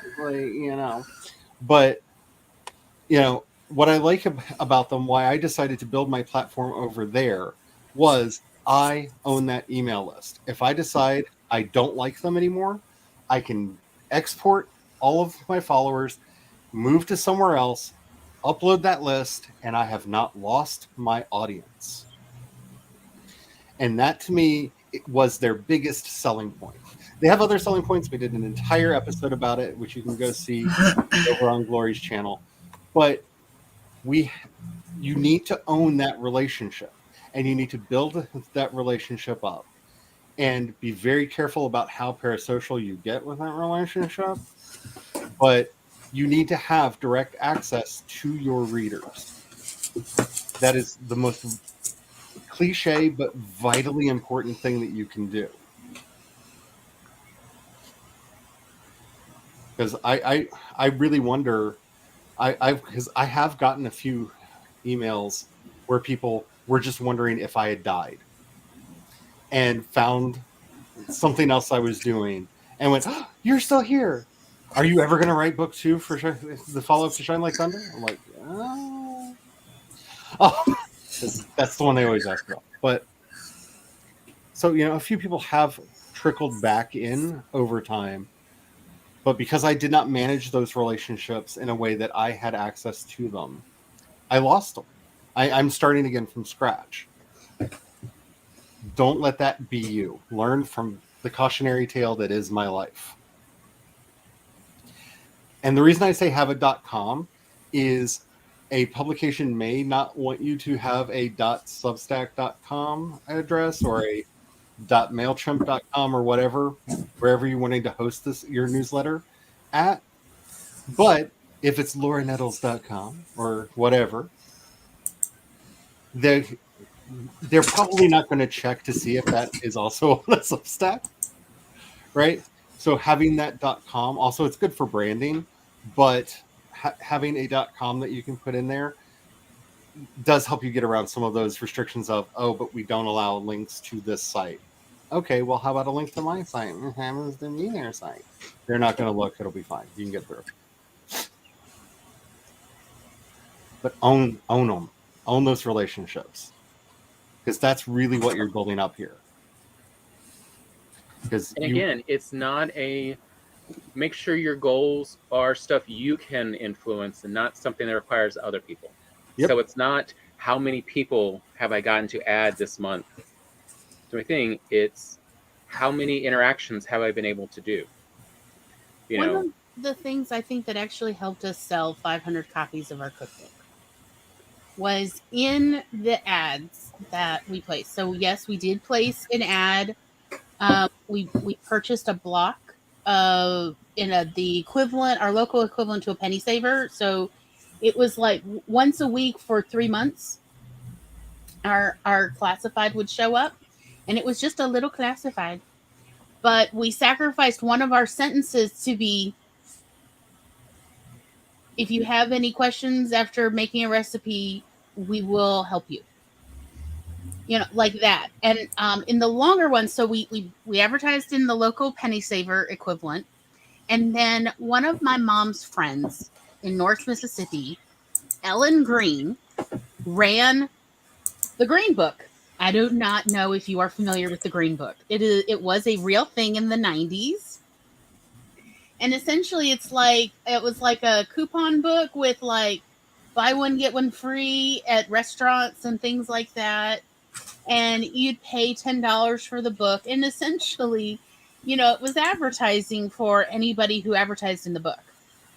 Well, the Green Book had reciprocity agreements with other equivalents of this kind of entertainment book elsewhere in the country. And so my mother's friend, Ellen, we both bought advertising space in her Green Book. Actually, I think like what we did was we gave her 3 copies of the cookbook in exchange for an ad in her Green Book. And where we said you could have free shipping if you order a book. That was it. But also Ellen was able to get us a deal, like a really nice deal for $30. We could be in the equivalent kind of entertainment book up in near Seattle, Washington. So we did that. And so, yeah, we got orders from all over Washington, Idaho, and Oregon, and part of BC. They're like, look, I don't know if you'll ship to Canada, but I've doubled the price on this check in the hopes that you'll ship me a copy of the book, or at the very least, the 3 recipes mentioned that we had mentioned in the ad, because one of them included hot dog goulash, which I have told you about before. Well, yeah. Look, other people like it, Tom. And it involved ketchup, okay? It just, it was the 90s. I have to admit, though, children did like it. So, yes, I mean, it wasn't that bad. But the point being, in every one of our ads, we said, if you have any problem with any recipe, you can write to us and we will help you with the recipe to get it right. We guarantee every recipe in this cookbook is edible. We guarantee. We don't necessarily guarantee you'll like it, but we guarantee that every recipe works and that we will walk you through it if there's any problems. Well, I think that's actually what sold a lot of copies, was essentially a guarantee to support anybody trying to make any of the recipes. Because yes, we got calls and we got letters with needing help with a couple of them, which, actually it was like, I can't remember, there was one recipe and it was the most frequent one. And it was, I think, because one of the instructions, one of the lines was a little confusing. So there's actually a term for that in copywriting. It's called risk reversal language.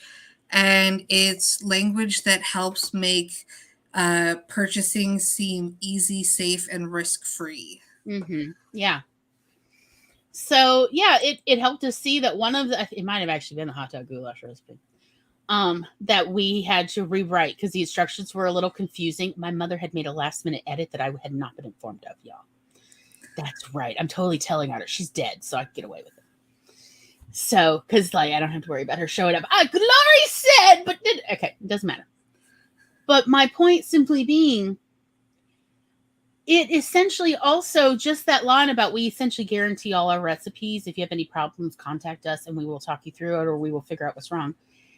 It essentially opened a doorway that goes both ways for our readers to contact us. So essentially we were promising a connection. We were promising that we are reachable and that we want everyone who reads our book to succeed, and that we will give you our time and energy. Literally, some people looked up our names in the phone book, literally called information, knew what town we were in because the address to mail your check or money order to. And mom was listed, so called the number and was like, hi, I have your book. I have a question about a recipe. And, and we would get calls from all over the country. Mostly about the hot dog goulash recipe. And we would talk them through it. I mean, it was like, yeah, I think what it was there was a glitch in the instructions, and you cut the potatoes, and then mom had not realized she had removed the part where you add the potatoes to the pot. And they're like, why do I have a pound of potatoes here in a bowl cut up?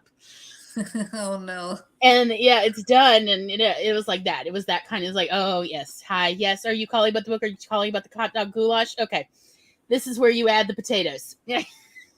Yeah, because remember they were showing literal copy and pasting, and she'd accidentally cut the line. One line, yeah. In the order. So, my point is simply, we were guaranteeing a relationship. If you order our book, you can contact us if you have any feedback, and we will do everything we can to help you. And some of you may be going, but I'm writing fiction. What do they... And it's like, oh, you're writing fiction. Do you not understand fan fiction and people's curiosity? No matter what you think, you have completed a story. There's aspects people are going to want to know more about, or possibly just be confused because they're not familiar with, whatever you may be familiar with. And so they've got questions. Some of them will have questions they need answered so they can sleep at night.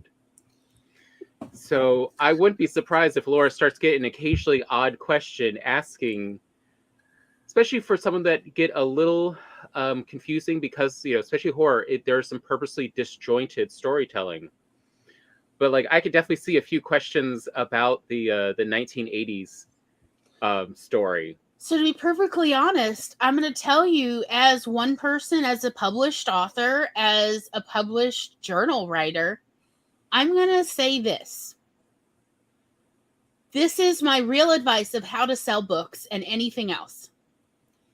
If you can figure out how in the information you put out in the world, whether it's promotion or marketing, whatever you're putting out there, just social media posts, if you can put out a way to say, the door opens both ways. If you want to contact me about something I've written, good, bad, or indifferent, I will listen. You're going to sell more books. You're going to sell more contact because, honest to God, that is the thing readers want so bad. I hear about it so much at the library. What they really wish so often, whether they loved the book or they hated it, was they really want to talk to the writer because they have feedback, because they're burning to know what happened to the rest of the story, because they have their own theories about what happened to some character after the book ended. Whatever it is, trust me, they're not all pitchforks and torches. In fact, hardly ever are they pitchforks and torches. I would say maybe 1% at most are like, I hated it and I want them to hear why I think this. And sometimes, honestly, their feedback is actually useful. It's like, it just dragged. That's the problem. They had a really hard time sticking with the book. And it just needed to tighten up a couple scenes and they could have gotten through it, but they kept falling asleep or they kept being bored and going to work in the shed, whatever it is. Like, it's legitimate feedback. But just knowing that a writer is like, look, the door swings both ways. You can contact me after you've read my book. If you want me to hear what you have to say, email me. I will read it. I may not respond, but I definitely will read it. It is a comfort to readers. No matter what you've written, no matter if you're writing a cookbook like I had, or if you've written fiction or nonfiction or whatever you've written, readers want to know that you care what they think as much as they care what you think. I mean, why do you think it's part of why Neil Gaiman has such a hardcore following? People want to know that there is the option for a genuine, true connection, even if they never actually open that door. So that is my one real piece of advice that I have to give everybody. I also found the same to be true about my column in the newspaper and also about when I was writing for magazines, particularly regional magazine, where people very quickly found out that there's only one Glory Pink and she works at the public library. So they would just waltz in. I had one person drive 50 miles to tell me how my article saved their Thanksgiving. You could have called. And they're like, but I wanted to see your face when I did. Like, okay. I'm so glad melodies, like, yeah, like all the younger people in that family just kept rereading the article out loud to each other, my Thanksgiving article. And that is how they all got through it without lighting the house on fire. was the Thanksgiving article. And so one of the family members drove 50 miles to tell me this. And I was grateful for the feedback. Kind of seemed odd, but cool. But again, they knew how to get in touch with me. They knew how to find me. They wanted to. Readers want to know that the door swings both ways, that you as a writer are reachable, are attainable, are open to feedback. Because people are looking for personal connection. And here is a good use for something like, or just use Linktree. Somewhere where people know they can go to see all the different ways to contact you. and where you are writing and responding regularly? I promise you, people, readers' feedback is not like the scary bugbear that it seems like most writers think it's going to be. I promise you that. Like, readers just want that connection, so they usually end up just gushing. They don't really necessarily have a lot of constructive feedback, but they just have compliments, or they're just going to keep talking about that one character they really connected with. They just want a witness to it, and they just want to be heard. That's it. That's really it. I promise it is not a big scary thing. I promise people are not calling for your blood. Promise that. Seriously. Unless you're Ben Shapiro. That's fine. He has it coming. But like for the majority of us kind of writers, readers want to know that you welcome their response and that they're heard. That's it. So it's something to think about. Maybe you are not yet quite entirely ready for that, but maybe where it's just simply they could respond to you on social media. So, that you make your social media available like that. Like, it doesn't take a lot. It really doesn't. But that's what they want. And that can definitely be an incentive, because I found even when I did sales for the home party business, honestly, seriously, sometimes I was genuinely surprised how much people had spent to buy my adult novelties, and then they didn't use it because they just wanted to be supportive, but also they were just having a good time at the party, so they figured they'd buy it, and then they never used it. I'm like, you bought a rabbit and you didn't use it? Honey, why? What is going on? But they were really more thrilled with the personal connection. They were thrilled with the fun party. They really liked that they were purchasing from somebody who they knew their face. We were right there. I was listening to them. They were sharing their thoughts. And so they felt like, well, this is probably the only time I can buy where, like, if something goes wrong, there's a guarantee kind of deal. And also if I purchase it and I don't like it, she'll definitely help me find another kind that, would be a better fit. Because I did not take returns, and I made that very clear, because it's literally illegal in the state of Mississippi. So, but they were so thirsty for that personal connection. And I don't think it changes, like, whether they're buying adult novelties or they're buying books. I think people just are looking for personal connection. That's all. And sometimes I wonder why people are afraid of personal connection. And I mean that by the writers. Like, I don't quite get it. But that's partly because my personal experience with making personal connection with readers vast majority has been positive.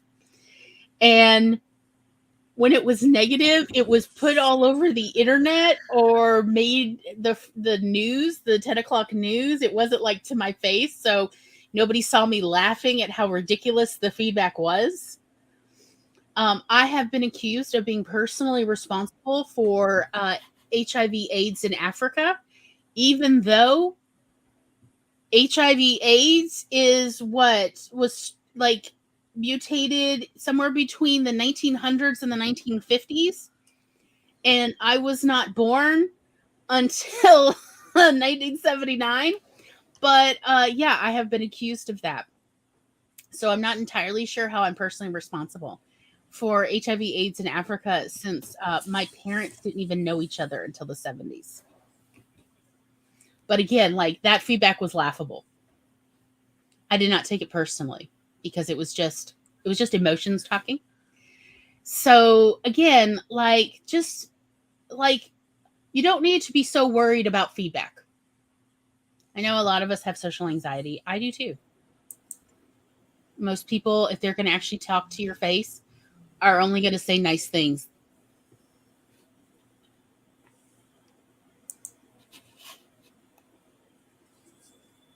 Roy is whining up a storm. Oh, now you're sitting. Yes. Yes. He's so cute.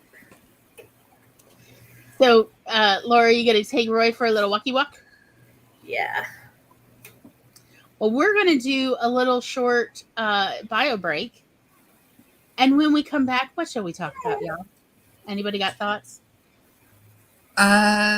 We could talk about some of the more, I don't know, practical like applications of marketing.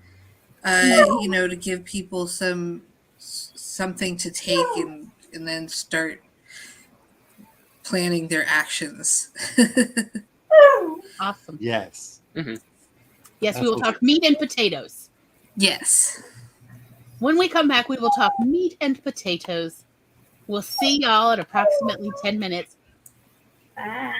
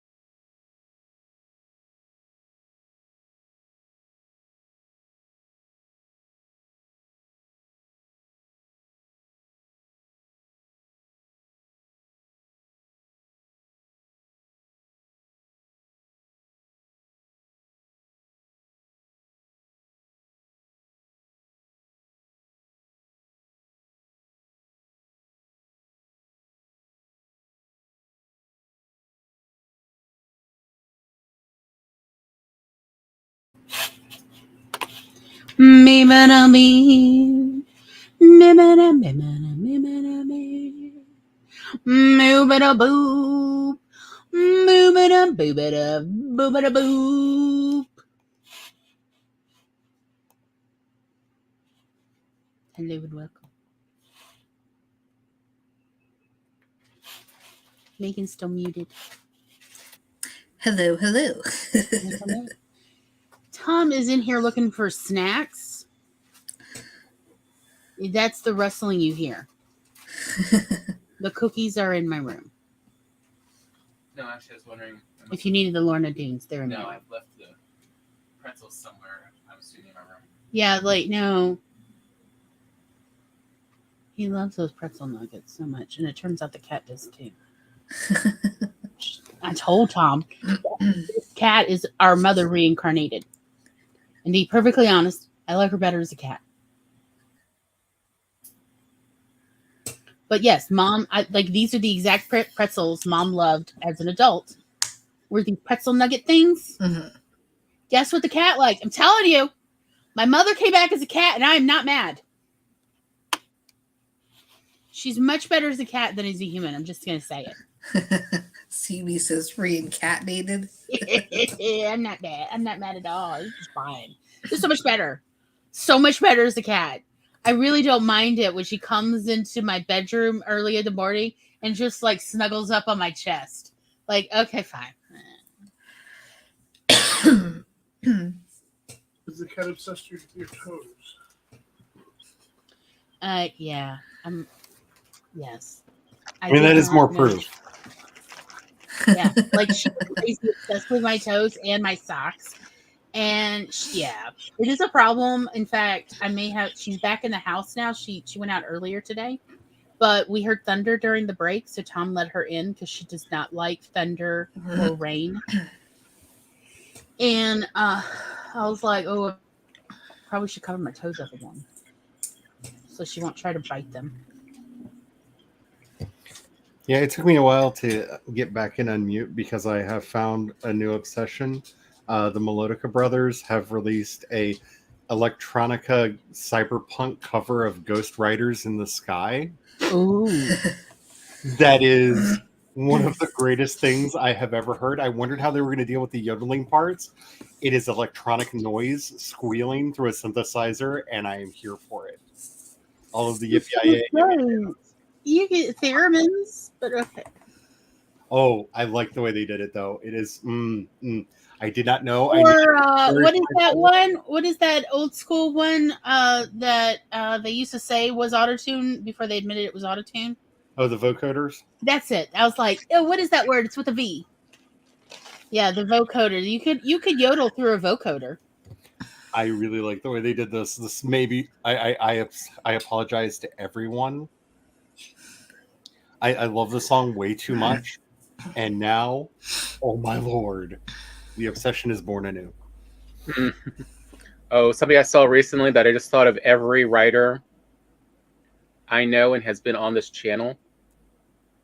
If you want to feel seen and just know that you are not alone, I highly recommend going to watch the supercut that Jill Barrett made of all of her shorts called One Crisis at a Time, where she is simultaneously the writer and the POV heroine in this story, as her heroine character just constantly talks smack to her as a writer in all her choices.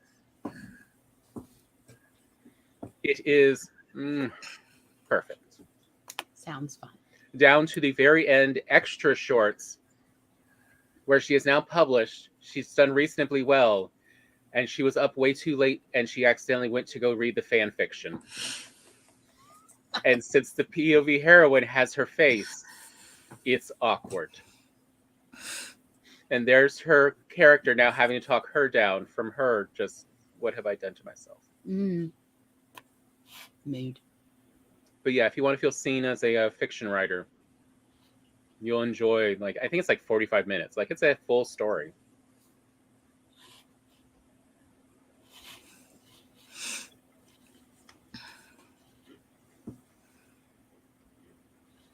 During the break, Tom and I were talking about what we're going to do for Creative Recharge this upcoming season in June and July.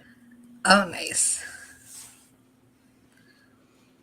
Any hints on what we have to look forward to?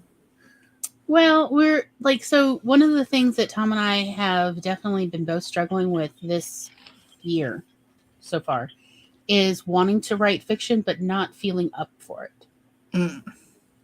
And like, but what we're doing to,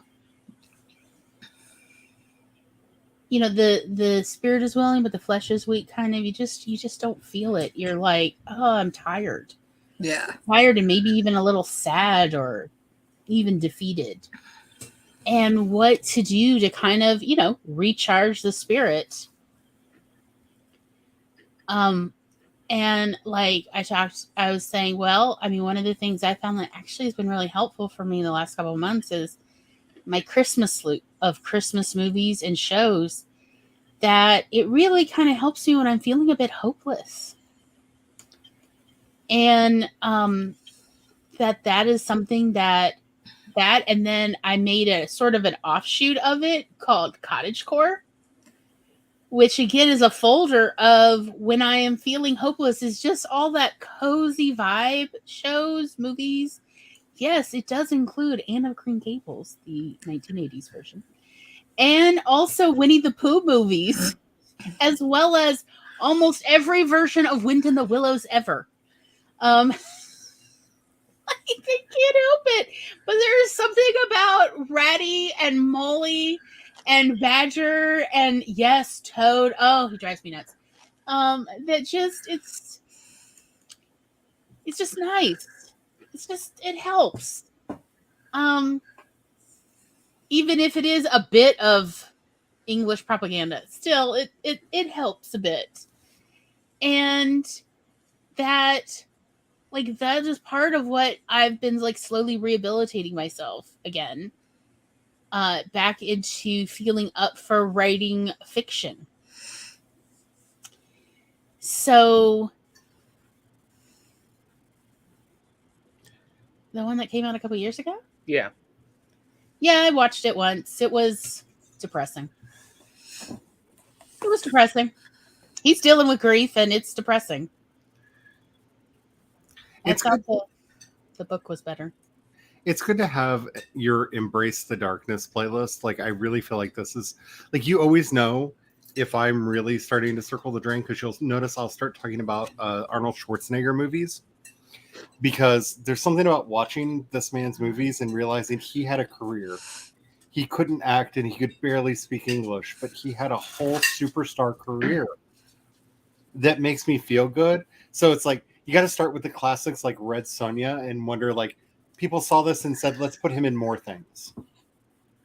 I mean, don't forget, his German Austrian accent is the equivalent of hillbilly Appalachian. Yeah. Mm-hmm. Like that they won't let him dub his own stuff in German because it would be so off-putting to everyone. Yeah. But especially the comedies. Like, I need twins in my life every now and Yeah, then. oh my God, that movie. Truly dark place. I don't know what it is about Twins and True Lies. These two movies to get like together, like a double feature. Oh God, Tom, how many times do we quote True Lies? Oh God. Who wrote this shit? Like, how many times? No, slower. Who wrote this? But it gives me life. Like, one, Danny DeVito is just life incarnate. He's like, in the Haunted Mansion movie. I really feel like one of these days we're going to find out that Danny DeVito is to our universe what Agra is through the Dark Crystal. Like, the universe just needed a voice and no one was listening and just spawned Danny DeVito. Could I offer you an egg in these troubling times? Wasn't he the Lorax? Yes. Yeah. Mm-hmm. Like, just the universe needed somebody to just, oh God, why? And created DeVito to be that voice. And I mean, if I'm honest, when I'm not doing well and I need a weird pick me up of like, just I can keep trudging a little bit. My playlist is just called Assassins in Love. And it is the most ridiculous trope I know of. Yeah. But it includes stuff like, Grosse Point Blank. And the movies Red, Seven Psychopaths. I forget that one recently, came out in 2014 with Anna Kendrick and Oh yeah, what's his name? I don't know. It completely falls into that trope, but if you've not seen Mr. Perfect or something. Yeah, like Mr. Perfect and Keeping Up with the Joneses. Like, I don't know why I enjoy these. I don't know why you enjoy those. There's something about James Bond in a suburban setting that I find enjoyable and ridiculous. Mr. and Mrs. Smith. Yes. If you've not seen Ghosted, this needs to be on that list. It is no. It is. Wait. Which one is Ghosted? That's the Chris Evans is a hapless victim who fell in love with a spy and ends up being kidnapped because they think he's the spy, and she has to rescue him. Wait, actually, I'm not familiar with this one. You're not familiar with this movie? Oh my goodness! It's Chris Evans being the damsel in distress for an hour and a half. Oh, it just came out. Yeah, it is glorious. It is wonderful. There's a montage moment where bounty hunters are coming to get them, and it's everyone who has ever been in a movie with Chris Evans as a bounty hunter coming to get them in quick succession. It is glorious. This movie is this movie is everything that the Fast and Furious movies want to be. I mean, it does have Amy Sedaris in it. Over the top ridiculousness in every possible way. Describing it reminds me of Scott Pilgrim versus the World. Wait, what? They have Sebastian Stan playing God? Yes. There is kind of like the Evil X's moment in the middle. There is kind of a moment of the I was Evil going to X say, movie. this feels like... It is the most ridiculous, I fell in love with a spy movie I have ever seen in my life. And Adrian Brody plays the world's most hapless villain I have ever seen. And he is so painfully French, and I love it. It is, if you like trash, oh, why did I fall in love with a spy and my life is like this now fiction? Yeah, pretty much. That's my weakness. This movie. I am not saying it is a good movie. I'm not saying it is a great movie. It will not change your life. But if you are anything like me, you will laugh for the entire runtime. Kat wants to know where to watch. I don't know where. I don't know, but Kat, I'll get you a copy. I'll send you a link. But it is pure ridiculousness. It is like, I love the fact that they're like, oh, Chris Evans, you were just starring as an action hero in all of these movies. Can we make you into a damsel in distress? Like, he is an asthmatic vegetarian who is so into helping plants grow that he can't understand the world around him and is afraid to travel and afraid of everything. It's, I mean, chef's kiss in casting. It is so funny. It is so good. Yeah, There's this is the kind of ridiculousness I watch. Oh yeah. Yeah, you definitely right need this beside Romancing the Stone. Actually, that's a good analogy for this. It would be like, what if Romancing the Stone were a James Bond film? Yeah. Because it's a very sweet kind of romance movie. It has all of the rom-com tropes. It is literally the rom-com you take your action-obsessed boyfriend to go see. Because it has all of the action beats that you want and all of the romance beats that you want. It even has a whole accidental enemies to lovers arc in the middle of it, which is just so good. I don't know, but for once, I would actually be happier if the enemies to lovers was Chris Evans and Adrian Brody, because of the awkwardness that would be. I would pay money for that. Versus, no, I know what you'd pay money for, and that would be if it was, Sebastian Stan and Chris Evans of here's the fanfic you all wanted that Marvel refused. Here, we'll give it to you. Look, I have been obsessed with Sebastian Stan since he was in Kings. Look it up. He played the gay Prince of Israel in that. He played Jonathan in the story of David and Jonathan that movie was a retelling of. And whoo, girl, I fell in love with him back then. Yes. But yeah, it is truly the world's most glorious train wreck, and I cannot recommend it enough. Yeah, I'm getting it now. It's like, because yeah, that does sound like what I enjoy. So I missed the segue. How does this all connect to selling our books? Oh no, we're talking about the next season of Creative Recharge. Yeah, we're talking about. Yeah, sorry, we had a moment. Yeah, this is what we were talking about over the break. Tom and I were talking about the next season of Creative Recharge, which will start in June. Okay. And what is helping us recharge? Because both of us have been experiencing a I wanna, but just don't wanna. I can't quite get butt in seat. Motivation to write. And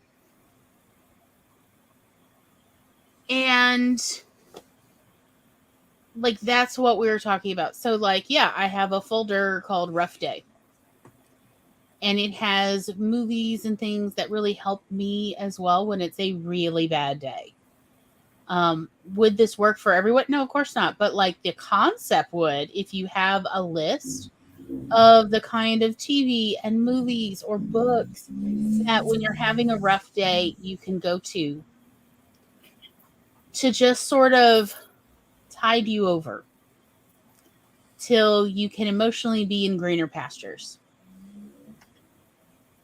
But that's what we were all sharing, like what helps us in those dark times. Read darker things. At least I'm not being haunted by this creature. So the meat and potatoes of this kind of marketing. That's what Megan wanted us to. Yes. Megan suggested we talk about meat and potatoes, marketing and promotion of your hi kitty. She got to watch and make sure that only the cats she likes are on the porch trying to avoid the thunderstorm. So he is all nice and inside in the nice, air conditioned place free of thunderstorm.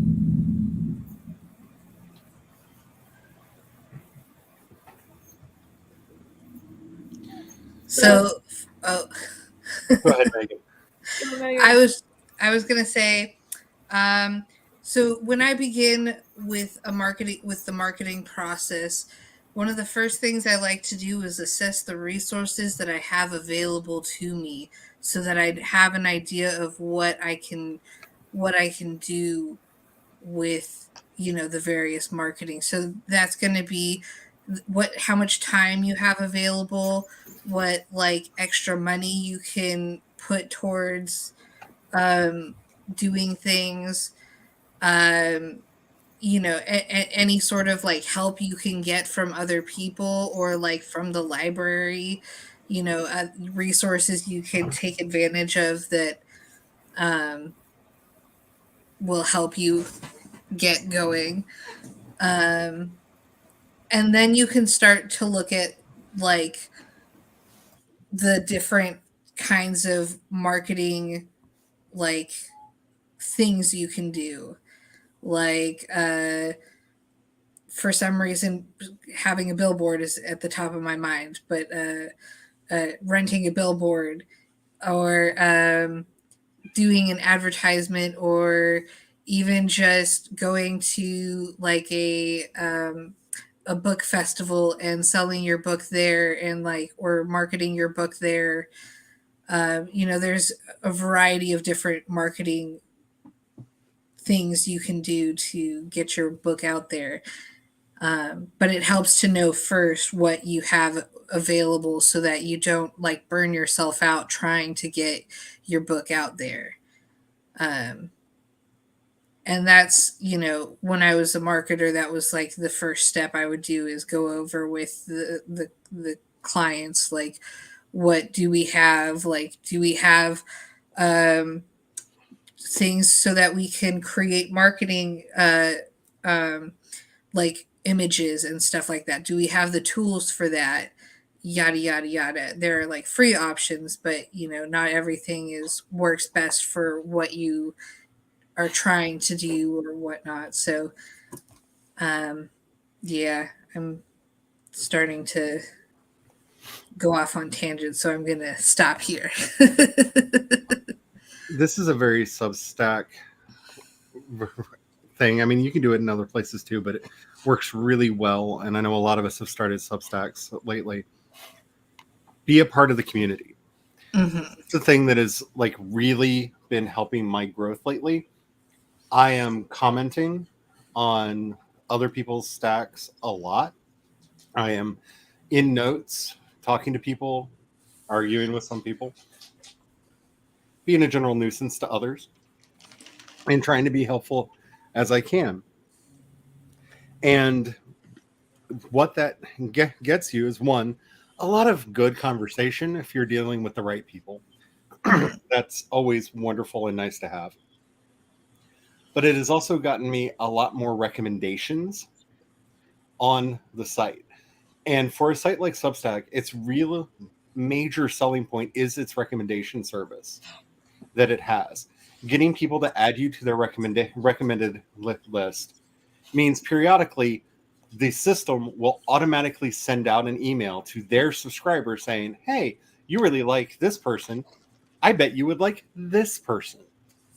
And getting them especially to blurb you, where they can write why they like your stuff.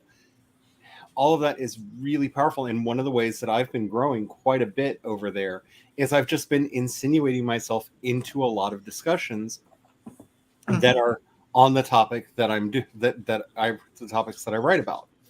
And it's not been the easiest thing to do. I've followed some people already. I've randomly encountered some people in notes. I've been using their explore feature and going through and going, I know that I'm writing primarily in culture, philosophy, and fiction. And so just going through and looking at all of the posts that are coming out in those categories, finding things that are interesting and engaging with them. It's been very nice and restorative for me in that I get to talk to other people. I'm not having that constant like judginess because I'm reading my own work way too much right now in this phase of my life. And the nice thing is it's reaping these benefits because I'm never being like, hey, I really like this. Could you recommend me on your Substack? It's just, oh, that was a really good point. But did you think about, or, oh man, that something like that happened to me too, and sharing a story. Being part of the conversation over there has really helped build. Like my main Substack has just in the last couple months. Well, not even that long. How long has Notes been out? Like a month? Yeah. I've pretty much doubled my subscriber base in the last couple months. And it's not just people that are clicking the subscribe button. I'm seeing a parallel in my readership as well. And it's just insinuating myself into the conversation and being active and part of the platform. And that's, for me, a really easy way to do this kind of marketing because I'm not there screaming, buy my book. I'm finding articles that, oh, that looks interesting, reading it, engaging with it, and happening to receive benefit from it. Because stuff like that used to work back in the day of blog rolls, if anybody remembers the old ancient days of the internet. Dating yourself a little. Oh, I am ancient. I am nothing but mummy dust at this point in my life. But it's really something that's coming back over there, and if you can utilize it, do it.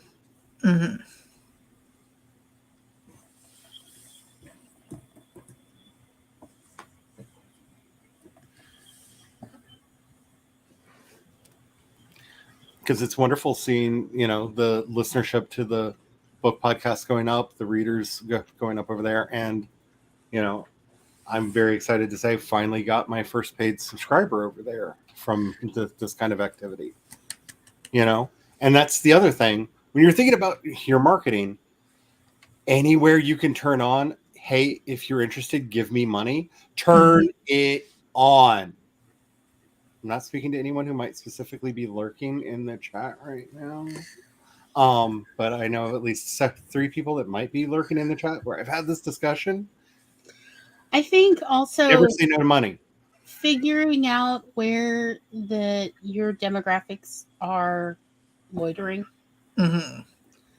I mean, maybe they're over on Scary Mommy, or maybe they are in some corner of Reddit talking about their fandom. But figuring out where they are. Or, you know what? Just taking a little dart and throwing it and just scatter plotting. Like, I don't know where they are. Let me keep putting out. So, okay. When Tom was this is that gamify it. It's not. When Tom was young, like a kid, he was really into comic strips. Because our parents wouldn't let us have comic books. So he had Calvin and Hobbes books. He had Bloom County. Garfield and Bloom County. And we didn't have cable, y'all. So Friday night, what were we doing as children? We were poring over these books, reading them, and then reading out loud the ones we thought were really funny. And in Bloom County, there was more than once this sub-story arc about dog whistles. How do you get the liberals? And it's like they're literally out in like a prairie field. And there's Milo just jumping out yelling, "No nukes, no nukes." And then random Democrats popping out of the brush as if they are birds, yelling, "No nukes, no nukes." And I think it was Milo's very, conservative right-wing grandfather with a hunter's gun, like duck hunting. But we've thought about that for decades now, about there is a point to dog whistles.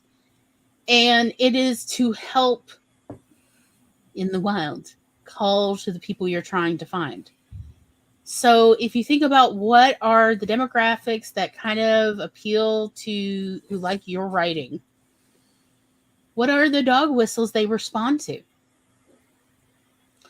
And making note of that in your advertising, in your promotion stuff. It was one of the things that Mom and I did in our penny saver classifieds and in these entertainment book, coupon books, where we use certain dog whistles to appeal to the kind of people who buy cookbooks. Not everyone who cooks buys cookbooks. And not everyone who buys cookbooks cooks. That's just the truth. So how we were like, okay, what are the phrases and the terms that people who hoard cookbooks, what are the words and phrases we hear them use all the time? And we talked about this for weeks. This is all my mother and I talked about. Driving in the car, talking about other things. Another one would occur to us. A nice thing that I used to do to kind of cheat that is I would go, I can't remember what software I used.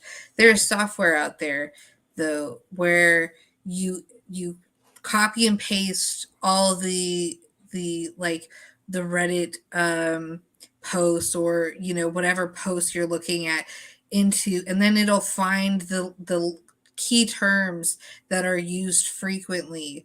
Some of it will be like the word but like it'll have the key phrases that they tend to use more often, and it's an easy way to figure out what those terms are without having to sort through like hundreds of posts yourself to find it. Like if you're starting out fresh and you're unfamiliar with with the terms of a niche, this would be my way of going about it. Is I think it started with an R. I'm gonna have to look it up real Yes, quick. it's like I'm curious, but I don't know enough to go find this. But I am. You have my attention, Megan.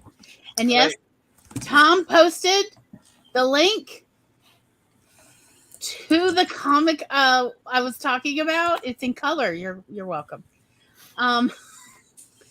If you're on a laptop, I highly recommend you open up another tab and enjoy this. Maybe at a later point, maybe not.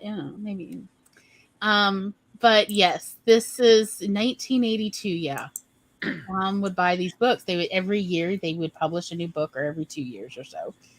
And Dad and Mom would buy them at used bookstores because apparently people used to give them as gifts, and then other people were like, "What am I going to do with this?" So they sell them.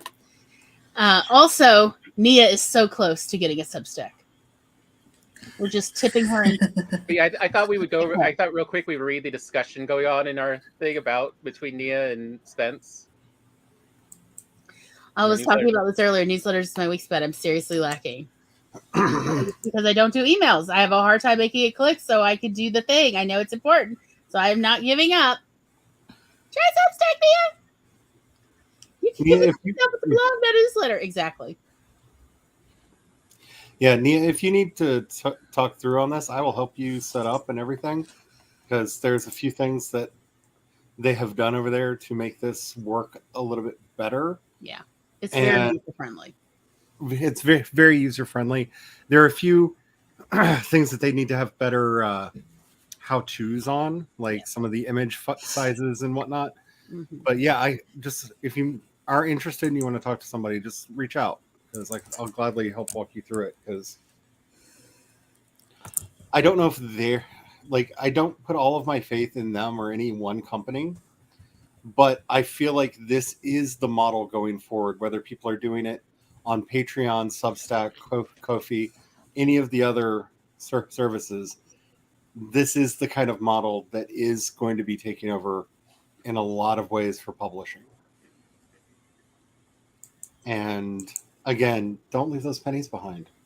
Also, Nia, definitely set it up, and because I will definitely subscribe and look forward to any of your doodles. Same. There's actually a couple artists that I follow over there that they have that's I look forward to every morning when I get up and go to notes, because I know they're going to have their morning doodle, and it's quite literally a doodle. You could tell, like, if you draw it all, like, they spent 5 minutes while they were having their morning coffee, just kind of sketching something out and posting it. But I look forward to them every day. There's again, that whole, what is it you can do without trying? Yeah. What is it? What it takes almost no effort to just put out there. Yeah, like I'm still catching myself trying to make things more complicated than they need to be, as I keep just trying to winnow down how much effort I have to put in. And it's like, Glory, just simpler, less work. Stop making this harder than it has to be. Oh, I'm so good at making things harder than they have to be. Why is this my talent? Because the way things are right now, I would say one of the best things that especially us fiction writers can do to try to get the word out about what we're doing is figure out what fandoms are obsessed with the kind of work we're doing and be a part of that fandom. And don't be in there. Don't be that writer that goes in and goes, "Oh, you're talking about space opera. Buy my book." Like, no. Don't be that person. But you'll pick up the language that they're using. If you ingratiate yourself with this community and that you are actually participating in it, there's a very good chance that they will go and check out your stuff, because most of these sites that they're congregating on let you put a handy dandy little link in to your bio so that people can find you in other places. And may we all eventually be granted a fan, like one, what was it? Dickolas? What are we talking about? Wolfwood or whatever? Yeah. Someone, an author over the weekend went up to #1 because they just posted on Twitter, don't look up anything about this book, just go buy it and read it now.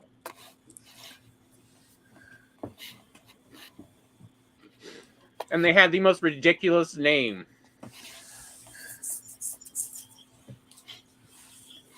So it memed and it went everywhere. But if you're not at least conversant in the language and the way that people are consuming the kind of content you're making, it's going to be hard for you to even consider how to market to that audience and to that crowd. Like, you really do need to do the hands-on research of what are people that are into this stuff into, which is why, like, I feel like that's the new version of Write What You Know.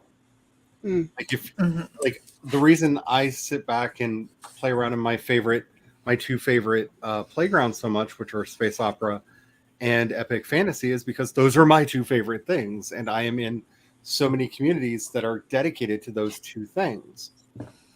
And so I have some conversance with the language. I kind of fall out because I'm not the biggest Brandon Sanderson fan, and a lot of the epic fantasy fandom has gone that way. Yep. But there's also a lot of people like me that are not the biggest fans of his work, right? So finding those people, finding those communities, and just being there and commiserating. Like, I remember this back in the day before Facebook was overly fashy, and you could still like randomly find a group over there that was not so gatekeepy and awful and trying to convince you that medication is the devil. That somebody was just posting about how they missed the Elric books. And I hadn't thought about those books in so long, and just replied. And we went back and forth and back and forth. And through this conversation, which was like the only thing I did on the internet, I start watching my sales ticking up on the book over on Amazon. And I'm not promoting the book. I'm just talking about some of the weird stuff that Michael Moorcock put into these books. Like, if you've not read Elric, they're special books. In every there's so much to talk about and digest there.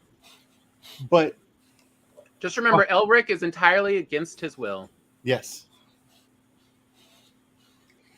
And so, being able to jump into that conversation and being able to just talk about it was something that ended up selling books. Is my work anything like Michael Moorcock's? No, there's no similarity there at all. But these people were able to see I was part of the community. I was conversant in a lot of the tropes that they were interested in, and they just went and grabbed a copy of the book. Like, a lot of what we're going to have to be doing going forward is this kind of guerrilla on the ground marketing. Yep. Because as much as I want to talk about how to run ads and all of that stuff, because that's where like a lot of my formal training is, how many people do you know that aren't running an ad blocker in their browser right this second?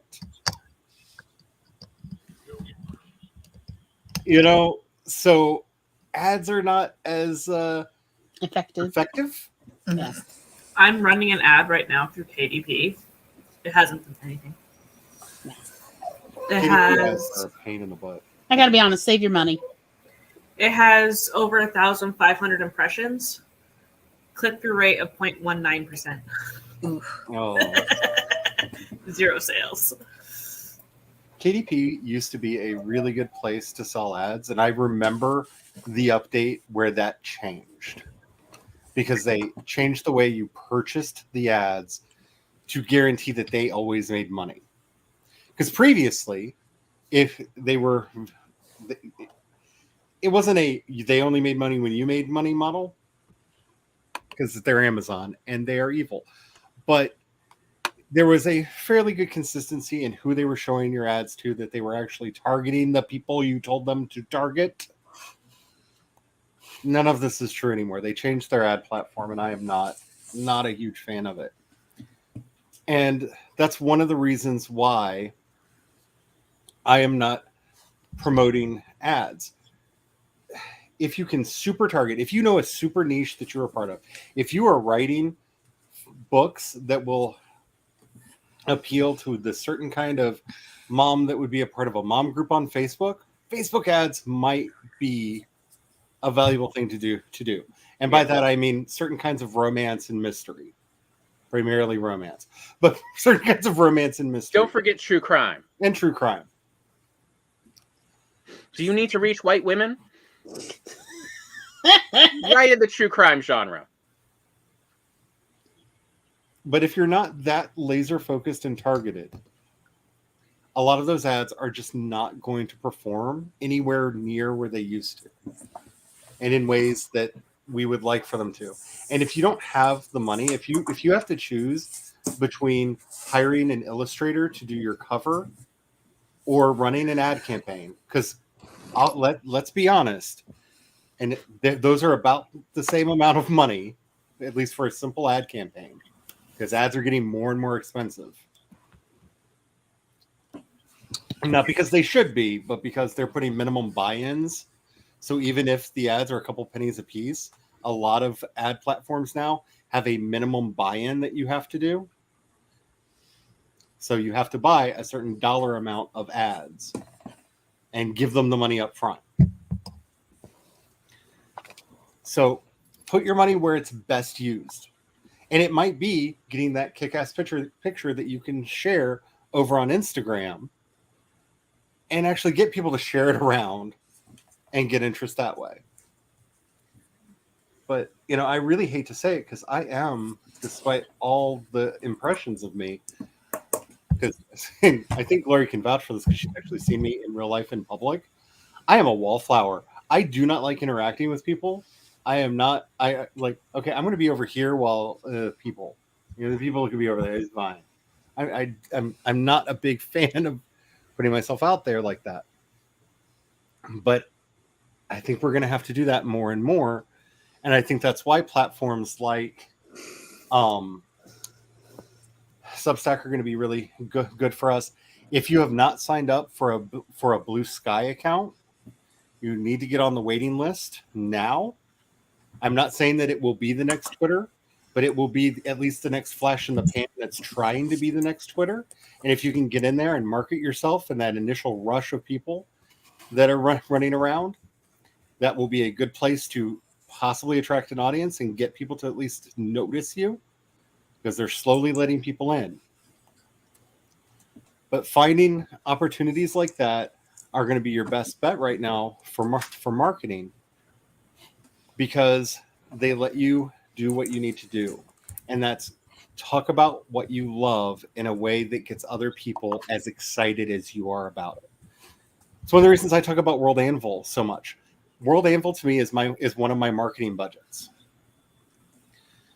because they have a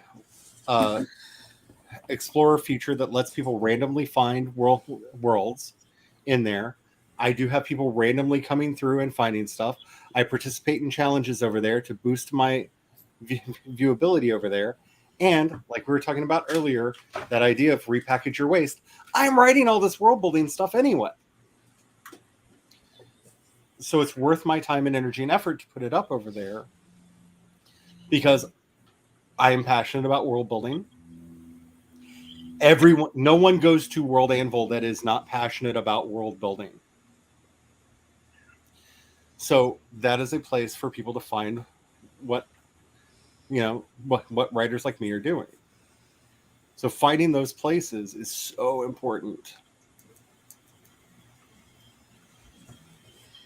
I would say, one place I would think Laura's type of horror might actually find a good audience, but I don't really know how you'd advertise it. Say you'd have to essentially, get in with the fandom.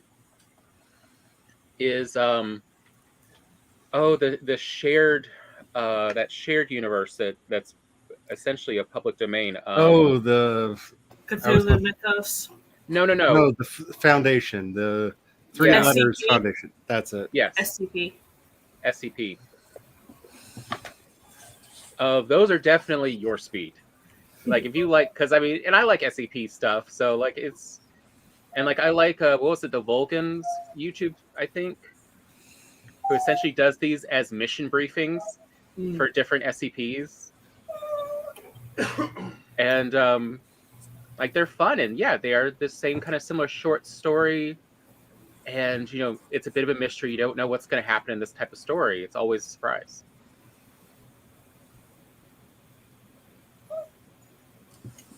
Sir, you already had your dinner, sir. This is my dinner. But never enough street bread. He has a French dog deep down. He wants my pizza. Oh, there's something about bread when you put a little bit of tomato sauce with it. It's a special. And an extra cheese. With the pepperonis. I think for me, when it comes to marketing and promotion, I have to think to myself, how have I seen young people inform each other about what the stories they like and try to imitate that? I hate to sound like an old when I look, I can hear it. I can hear myself. Okay. My first thought is book talk. Reels, short videos where it's just like, hey, did you know this book exists? Look at this book. Oh, it's so pretty. So cool. I have something to do this weekend. Like, you don't need complicated content. You just need it in the right format that people are now consuming that information. Okay, so let me back up and say, if we're really going to talk about ads, because Megan wants to talk about meat and potatoes, we're going to talk about meat and potatoes. Here it goes. The original purpose of advertisements was merely to inform people about products that exist that maybe they don't know about, but they wish they knew about or want to know about. That was the original point of advertisements.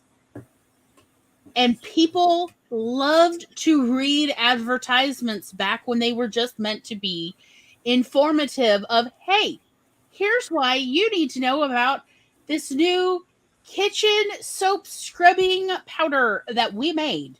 It will make your life easier, and you need more time to yourself. You've got to get away from that sink.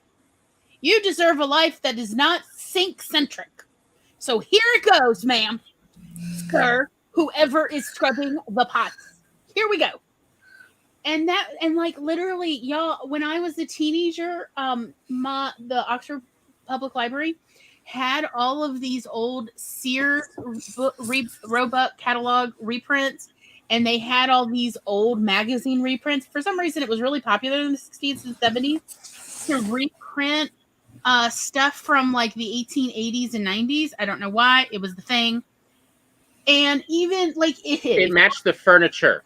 If you are old enough, you will remember the tables at Wendy's that were all these newspaper ads. Why are you coming for me like this? I'm coming for you. I'm coming for you and your freaking salad bar. So, but if you are old enough, you will remember that Wendy's tables used to be covered in these ads. And if you are really old enough, you remember that the tables used to not all be the same newspaper ads set page. But it was actually like there was 5 different pages. And the ads were kind of interesting, to be perfectly honest. So, yeah, when I found out that my public library had all these reprints, specifically of the classified and ad sections, I would sit there and read them. And here, I'm going to tell you right now, the ads were interesting. Some of them were wild. Many of them made odd claim, but they were all meant to be informative. They were conversational. People used to read ads to each other for fun, for entertainment, and for information. Yeah, the equivalent would be nowadays the "Today I learned," right, or "I was this year's old when I found out." Right. That is why they used to read them, and let alone read them out loud to each other over dinner or, over afternoon tea or snacks. That's what they used to do for fun. And there even used to be letters they'd write to each other with newspaper clippings of interesting ads and who that this person should then share this ad with. That is a claw, kitty. So she was upset. I took my hand away, so she dug her little claw into my calf because psychopath. Anyway. But so I'm just pointing out that's what ads used to be, and people loved them. Then ads became a waste of time. They were more an entertainment of like, oh, here is like something that it's not even interesting to watch. And frankly, it's not even about the product. It's just here, a feeling, a meadow, douche. I don't know. But it was like, look, y'all. Pepsi will bring world I was talking about this over the weekend with Glory. If your crotch smells like a meadow, you got bigger problems. I'm just saying. But you want two equivalent ad campaigns in their gender difference. Calgon, Bud Light commercials. They are the gendered version of each other as far as what the ads are. And yet they are for two entirely different concepts of products that have nothing to do with each other. But the ad campaigns are the same. But so when, like, our mother, used to love watching ads and trailers. And it's like, why? She's like, it tells you about the movie. I wasn't into watching trailers for the longest time because, quite honestly, the trailers actually used to not tell. In the 90s and early 2000s, the trailers really didn't tell you much about the movie. They were, if anything, misleading. But my mother grew up prior to that in the 40s and 50s when if there was a trailer, it was very informational. So she was still valuing trailers as a form of advertisement. Plot of the movie and who was in it. Yes. They'd tell you who was in it. They would tell you the basic tropes you're going to get. It didn't matter the genre of movie. They would all tell you the tropes that you could expect, like usually the top 2 or 3 major tropes this movie utilized, and maybe a scenery picture. Here, we're going to show you the setting because we spent all this money to ship them to Italy, or whatever, or the South Pacific. It depended on the movie. But like now, trailers show even the twists, and it's like, why? Why are you giving it away? Yeah, why trailers? Did you just give away the whole thing? Now I don't have to watch the movie. Why did you ruin it for me? Their mom's alive? What? How to Train Your Dragon? What? I was so mad. So, like, my point is this. If you do feel like maybe you want to make an ad or an ad campaign or promotion material, I am not about to stop you. And this is not I'm not going to stop you, but that's your little red wagon. No, I mean, if you want to do that, let us get back to when it actually worked. And when it worked, it was informative, maybe even entertaining, but it was definitely conversational. Like I want you to imagine, and this is when ads were at their most effective, whether they were radio, TV, or print ads. They were most effective when it was 2 friends talking over a table or talking, conversationally, having run into each other at the store. And I want you to think about that tone. That is when ads were most effective in human society. So how can you make your ads of a similar tone and informational and entertaining? What would you say to your friend, your very good friend who trusts everything you say? What would you say to them about this product, this book, this Substack, this newsletter, this podcast, whatever you've got that you're peddling? What would you say? Did you know that I have a new podcast?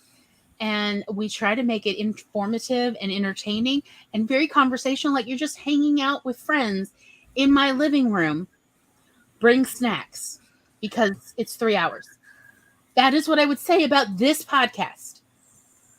And that is approximately all I would say, because every week the subject changes because, of course, the subject is going to change. But we really try to have earnest, informative conversations where we cite our sources and we give you links, if appropriate. Because we want everybody who comes to my living room to succeed in their endeavors. So come join us next time at the podcast, like that. That's all you need. Do you want to come to the podcast? I mean, I just gave you my pitch. What do you think? You want to come? Let's be honest and break this down in the most cynical marketing way possible. People want two things from the content that they consume. They want to feel smart / validated, and they want to be entertained. Those are the two things that people are looking for in their entertainment. And if you don't understand how this works, realize millions of people watch How It's Made, which is nothing but product ads for various things where they just put a camera in the factory to show you how it is canned, how it is put together. It is just straight up marketing material that's people watch voluntarily. Diners, Drive-Ins, and Dives is a marathon that is always on television that is nothing but advertisement after advertisement after advertisement for restaurants you'll probably never go to. But you watch. My dad watches that show to make a list of where to go on his travels. There you go. You can tell though when guy is like, "Oh, this food is crap." Like I have now watched enough that I could tell when guy is being nice and when he actually likes the food, because he went to this one all vegan restaurant in I think Phoenix or Tucson, and you could tell he was struggling to find a compliment. Like poor guy. His sister made him go to that one because she's like, "Why don't you ever have vegan and vegetarian restaurants?" And he's like, "Fine." And he literally said at the beginning, "We're doing this because of my sister." Like, it's like, oh, guy. Oh, yeah. Like, I'm sorry, but that chef was way too skinny for that food to be good. I expect a little plumpness. I mean, in chat, Spence said it all. I mean, yes, but those are ads. You're spending your time watching an advertisement for various candies and canned goods and sodas and beverages and I do not need to watch them can bacon, but I will. Like, I don't need that. Well, I don't need to know how they can bacon. But I watch it. Yeah. Or like how they make lamps. I know how to make a lamp. Why am I watching this? All those candy machines. Like, you want me to just be stopped every Christmas season when they're doing here's how candy canes are made. I know how candy canes are made, but am I going to watch the machine spinning the two? Oh, yeah, you are. Yeah, you are. Oh, yes, I'm going to watch the machine spinning. Or how about cookies, various cookies or dumplings? Oh, I will watch it again. Okay, every Christmas time, I watch the Disney special on how they hand pull their candy canes every year at the park. Again, advertising. Why? It's advertising. Why do I watch this? But I'm going to watch it. I'm going to watch it. But note, what all of these do correctly and successfully is, well, yes, they also definitely give you the sizzle. They are only going to show you the conversation points you would talk with someone else about. Yep. They actually skip over a bunch of parts in all of how it's made. They do not go over the full menu in diners, drive-ins, and dives. Nope. They give you the sizzle of what's the most interesting parts that you wouldn't normally see in day-to-day life that you could conceivably talk with somebody else about. Right. And what can they film with Guy Fieri standing next to an industrial mixer? Yes. Oh, he's going to find the one Hobart in this kitchen. And he's going to be like, here she is. So, question, what's the best thing you make in this baby? And like, I've got a smoker now, coming to me. Oh, yeah. In the mail to, start smoking again. And I will be trying to make some more reels about how do I smoke meats. Yes, Tom and I were discussing that in the first spread of, I see that we are going to be back to making chicken ham. Woot, woot. I know y'all want to know, how do you make chicken ham? Yes. I know y'all all want to eat chicken ham. We will, of course, be eating this in Chicago. Yeah. And I'll have to go look up. We're making chicken ham. Everybody come. Whoa. Book your flight now. Now, it would be only more fun if we could get a few other, Jews and Muslims to come visit so we could film their reactions. I especially well, I mean, I will be at the World Parliament of Religions. So I especially love my favorite line to then say to them after they give you the, oh, you're right, is the, how do you know what it tastes like? And they all give that same, it's just what it smells like. Yeah. It's delicious though, isn't it? Yes. We have brought platters of chicken ham to the synagogue for Hanukkah party. Oh, best expressions ever. Oh, let me tell you, even though Reform don't keep kosher, it was still it looks like chicken, but it tastes like ham. How did you do this? You could see across the room because they all had the same look whenever they first tasted, and it's the look of, did somebody just tickle my butt? It was a similar look that our dachshund used to have when I take her to the vet and they stick that little thermometer up her butt. Hold up. What happened back there? She's not sure what happened. She's not sure if she hates it or likes it, but something definitely happened, and she's trying to figure out, wait, am I okay with this? She's so long. It's hard for her to, it takes a minute. There's a hot minute before her butt tells her what happened. But again, I'm like, this is the interesting part that you would talk with others about.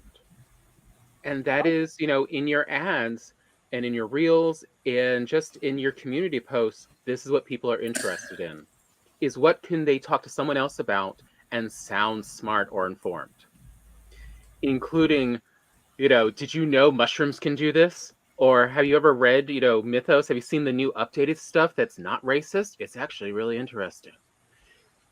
Of these, there are, we to some degree we call them, and correctly, they are dog whistles because they are what the people in this fandom are interested in.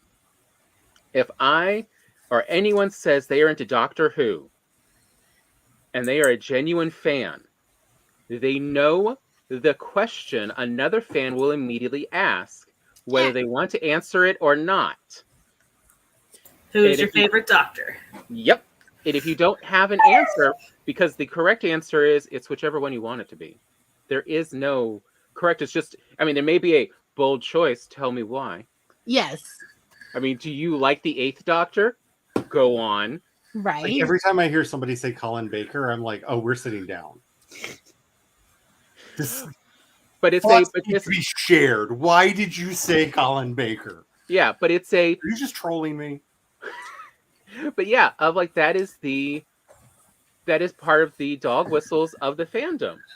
Of, if you say you like Babylon 5, all you have to go is tell me, what'd you think of the Chitauri? And watch as the person has to suddenly start lining up about 20 dominoes of defenses. This is just part of the conversations people enjoy in that. Yep. And that's what they're looking for in these advertisements is, what can I talk with someone else about that I think we'll both have fun with? So that's we want to know the tropes. To me, part of the real sizzle of Laura's is she's going to cover a lot of both modern and classic horror tropes. It's, she's not stuck in this postmodern paranormal horror tropes. She you can definitely tell Laura loves some classic monster movies, and she definitely has read quite a few 19th century Gothic, and you will get that in there, as well as some modern and some 1980s throwbacks of, what's in there is, have I seen Hammer horror? Yes. Yes, no questions. I own 3 of their movies on disc. But that's, and that's essentially the credentials people are looking for to feel comfortable with investing in this. You're not going to have, I just saw yesterday watching LaRon Reedus talk about the problems with Kryptonians in Superman the Man of Steel. And it's because 3 different times in DC Comics history, they have made the same mistake and they bury it under the rug, and then someone comes and does it again, and then they bury it under the rug and they don't talk about it. but they keep trying to make the Kryptonians relatable by making them just as warped and messed up as humans on Earth. And that's not what makes Superman appealing, let alone the Kryptonians. The whole appeal is that this is a perfect society that had tragedy and is gone now. It is not that we are lucky they are gone because they were awful people. But that's what they try to pull again in Man of Steel, and guess what? No one liked it. They want to feel safe with how you're going to handle it. You know what I feel safe in Superman comics is when they point out that Superman is invulnerable, but he cares about others. So how is he going to care for everyone else who's not invulnerable? That's a writer I'm curious to see their stories. If they're just talking about Superman versus the world, I don't care. Superman's going to win. The comic's not ending. What's the point? Oh, we get to see how buff Superman is. I don't care. It's like that Batman the Animated Series meme. If your Batman wouldn't sit down and ask a girl while she's sitting alone on a swing set crying, he's not Batman. You know, because it's getting to the heart of what the characters are and why people really, really love these settings and these stories. And that really is what got all of us into it, is our love. Like, I'm not saying we all started in fan fiction, though I know a lot of our backstories and a lot of us did start in fan fiction. But it was that fandom. It was that love of reading a Terry Pratchett book and being like, oh God, how human do this? Like, want do too? You know, that magic coming alive of, how did you write a story that I feel slightly drunk while reading it, but I'm not drunk, but wow, the way you slurred all of the language in here, yet I still understand it. You did a magic in my brain. I want to do this too. And why did I like Bloom County so much? Because I felt like those kids. Mm-hmm. I felt like, especially Oliver Wendell Jones with his little Banana Junior computer, accidentally starting World War III a couple times and having to quickly, fix the computers he'd accidentally gotten into. It's that where we relate and we feel seen and we love it. This whole it's not this and it's not that is not anything that appeals to people. Negativity does not actually bring in fans. It just keeps people together while they are afraid of something. It's what they love, even in horror. They love the surprise of, are they going to escape or not? Would I be able to escape this? Or am I also stuck with that fate? Am I a dead man? The answer is yes. Let's say, are you in a mythos, a cosmic horror story? Yeah, no, you're going to share the same fate. Oh, well. Oops. But that's not the fun of those stories. The fandom for that story is not but I could escape. Mm-hmm. The fandom is, but what is the potential that everyone else would deal with? And, would I just roll over, or would I go over to, the evil side and help them? No. Hard choices. It's ridiculous, but it's fun, and it's something very different than life. Like, you read cosmic horror for something truly different from your regular life. That is what interests those people. And it's recognizing what is that particular fandom so interested in. Sci-fi, they are interested in philosophy. If there is no philosophy in your sci-fi, you're not going to get a lot of readers past teenage boys. And don't let that scare you. It doesn't have to be all that deep. Like, a lot of sci-fi thinks it's a lot deeper than it is. And some sci-fi is a lot deeper than it even realizes that it is. And you just have to be wrestling with an idea. Look, if Star Trek can tell a very thinly veiled racism philosophy story by having a planet where people are literally half white and half black, but it switches sometimes on which side of their body is half white and half black, it doesn't have to be deep. But it's just they do want to tackle philosophical questions of life and, like, what makes you happy. Essentially what keeps your emotions going. That's all the philosophy they're interested in.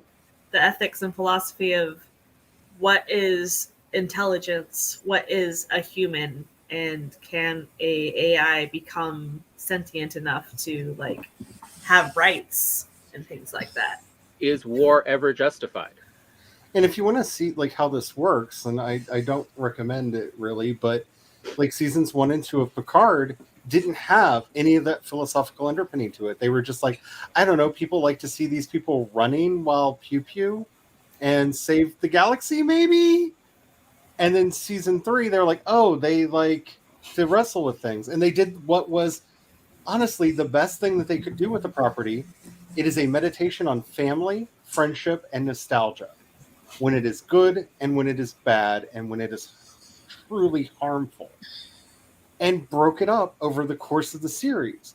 And I think it accidentally was deeper than they thought that they were being about some of it, but it actually wrestled with questions. And that's why it, more than the previous 2 seasons, felt like it was Star Trek. I say, you want the philosophical question of the 3 seasons of Picard? What does it mean to be immortal and you keep dying? Yep. Because between Data and Picard, they keep dying and they keep coming. They won't stay dead, though. Why do they keep dying and coming back? And that's the thing when you're dealing with sci-fi. Now, when you're dealing with fantasy, really what people are asking is, what are the big monsters we're facing? That's what they want the story to be about. That could be about the ravages of time. That could be like truly abstract thoughts. Like Terry Pratchett, I think, is a genius for this, where his villains are somehow concretized, extremely abstract thoughts. And some of his heroes are like, oh God, I'm not going to go off on a rant about death. I'm not going to go off on a rant about death in either his work or Neil Gaiman's work. But when you're dealing with fantasy, it's about facing those monsters and how people do it. That could be from as literal as like Robert E. Howard and the Conan series and the Witcher books, which are very literal. Here is monster. We go fight now. Like there's not a lot of subtext to those books, but they still scratch that itch. But when you're going into some of the other stuff, Lord of the Rings really is a meditation of, oh God, why did the First World War happen? Yep. What was this? No matter how much he wanted to protest against that, like you can't read that passage in the marshes and not think about him as a young man walking through the trenches of France. Like it was in there whether he knew it was coming out or not. But it is really dealing about those monsters and what are we facing. And the bigger monsters are not the big spooky, Sauron or Saruman. The monsters are the people along the way. What's going on with Theoden and with Wormtongue and Boromir's betrayal and all of that. Because what would make you betray everyone that you know? And asking those questions and making you face those monsters, that's what got people into it. And so if you're trying to sell an epic fantasy story, those are the things that you need to be highlighting. Here are the monsters. Here is the big bad that we need. That's why Star Wars always leads with Vader. If you've seen any of the trailers for the original trilogy when they first came out, Mm-hmm. they're just, hey, we've got this guy in the scary black space samurai suit. This farm boy's going to defeat him. Yeah. You should definitely stay tuned. Yeah. Because they understood they were fantasy stories, and that's the monster that was going to be faced, that technological terror. I mean, they even have Tarkin say it in the first movie. Mm-hmm. That phrase is used, I think, twice in that film, because that was the whole question of the time. Everything was starting to be automated. Is everything going to be automated? By the time you get to the third movie in the original trilogy, you start seeing people with literal machines built into them. That starts in the second, but in the third, when you're on the deck of the Star Destroyer, so many of those people have the machines built into them. Vader, we now know, is more machine now than man. Mm-hmm. And That's the question. That's the monster. Are the machines they're all tragic. Mm-hmm. or are we going to lose our humanity? And that's what they sold the movie on. I'll say, and if you ever wonder, but what about these silly little ones that are not in modern day? It's like, okay, here's one most people have never thought or an answer, but I can give you one for what is Wes Anderson stories, movies. Since right now it's memeing around if everyone has a Wes Anderson life. I just saw one of like, you better not be doing inner city basketball as a Wes Anderson, or you better not be making your disability as a Wes Anderson. It's like, oh, watch me. Watch me make my And it's because the whole point of Wes Anderson stories is everybody's quote unquote little lives are epic to the person who lives them. And he is really good at making these obviously little, their life has very little effect on the rest of the world. But you see how epic and big they are to the person who lives them. And that is what makes them entertaining. Is they help people who, are having very little impact in their lives, who are struggling, recognize that it's not entirely inside their head, that other people can see that they live big lives of their own. And as the aesthetic of Wes Anderson movies and how he has managed to make an entire career off of this for 20 plus years somehow. So consistency to that aesthetic has helped? Yes. Yeah. People know what they're getting. That's what they want to see with your credentials in any fandom.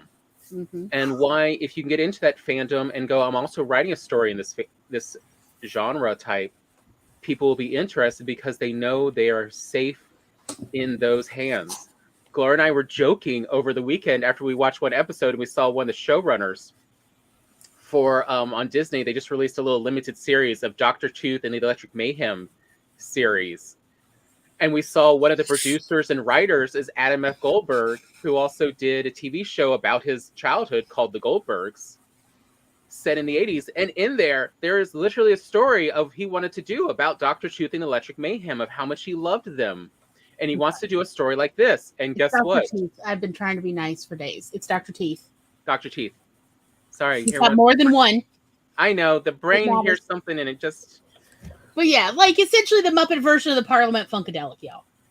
But you can rest a little easy of, where this style of Muppet storytelling is going to be coming from. It's going to be the people who liked the Muppets in the 70s and 80s. That's the type of story you're going to get. And that's what we're seeing. It's just a slightly modern update, but a story that could have easily taken place in the 80s.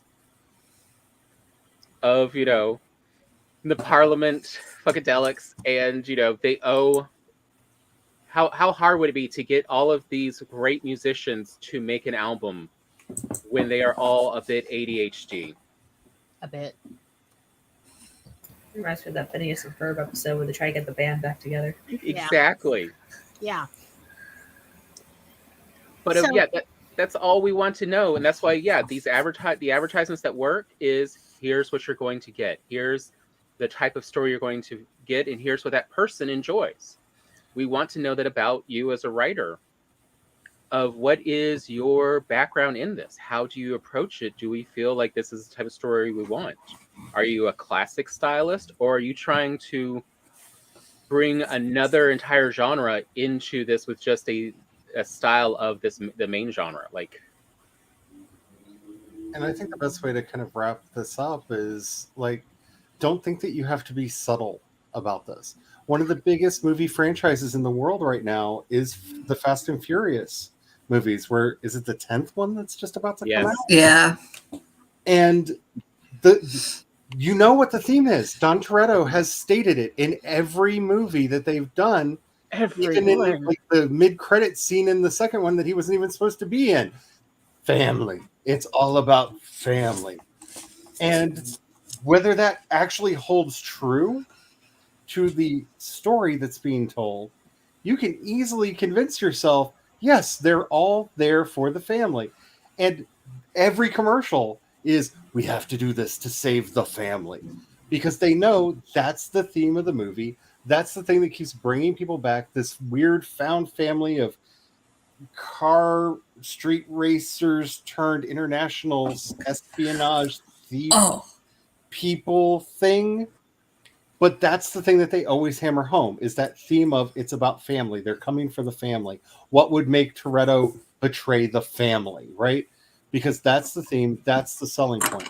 And it is so not subtle in any way, shape, or form. Doesn't mean you can't be subtle about it. But if you're like, I don't know that I can do like a subtle theme to my... No.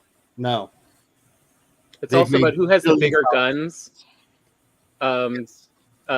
Diesel or what's his name, The Rock. And now Jason Dwayne. Momoa has entered the fray. Okay, I will watch that one now. Dang it. Oh God. Yep. I've avoided so Momoa. many of them. Why? But this is so silly. It's like, oh. They have added Jason Momoa to the fray now. So, yes. It's bad enough when they added Statham. It's like, okay, you know what? This has gotten as ridiculous, if not possibly worse than the not the Dependables. It does feel like The that, though. Expendables. The Expendables. So let me ask you all, for next week, would you prefer to do marketing promotion part 2 or editing? I think editing. Editing. You want to talk about editing again? We talk about it every season. Eventually we'll get it right. It's the one skill writers don't want to acquire.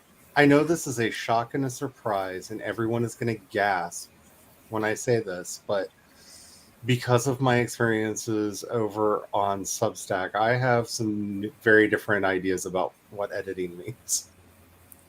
I have changed a lot of my thinking about editing because of my experiences over there. So Well, sounds like a good discussion then. I think I have idea. I think I have content, especially because I have so many books and stories that I'm planning on putting out over there, and what that should look like in a context. Yeah, All right. way too much to been thinking about. We will talk about editing. Y'all heard it here. Does anyone else have any other final thoughts before we finish the episode? Megan, Laura?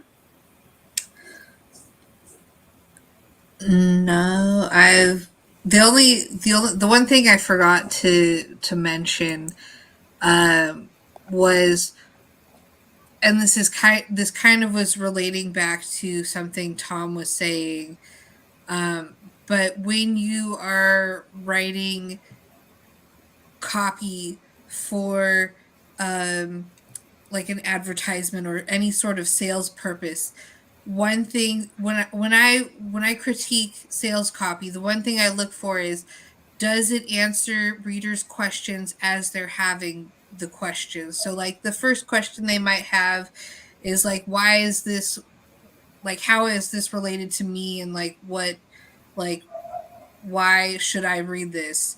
And so that's where you put your statement, like something that'll catch their attention if they're in your target audience. If they're not, then they won't find it interesting and they'll go do something else. And then you just go through and you make sure you answer the questions that they have when they're asking it, and that is a good way to guide yourself through the writing. And yeah, that was the one thing that I had to add to that. Memes are a fun, free way to promote. Mm-hmm. I don't think my book trailer did anything, but the memes were fun and free. So, yeah. Thanks. Woo! Tiny Shivers on sale now. Click the button. Get yours now. Buy my book. Buy my book. Oh dear. Look at that. She's not going to make eye contact. Buy my book. Buy my book. Buy my book. Take my money! Send me money, please. And we really say that all as people who have read the stories and do enjoy them. Mm-hmm. Well, thank you all so much for coming. If you are still watching, well, we definitely adore you.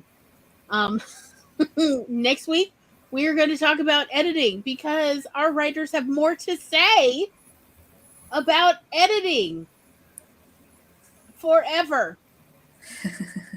It's a skill you keep getting better at. You thought that you wanted to be a writer or an author? Haha, joke's on you because you are becoming an editor, whether you wanted it or not. So we will wave you all off and see you next week. Goodbye. And if you want to be part of our Twitch family, we stream all the rest of the week on Twitch. Good night, everybody. Bye-bye. Bye.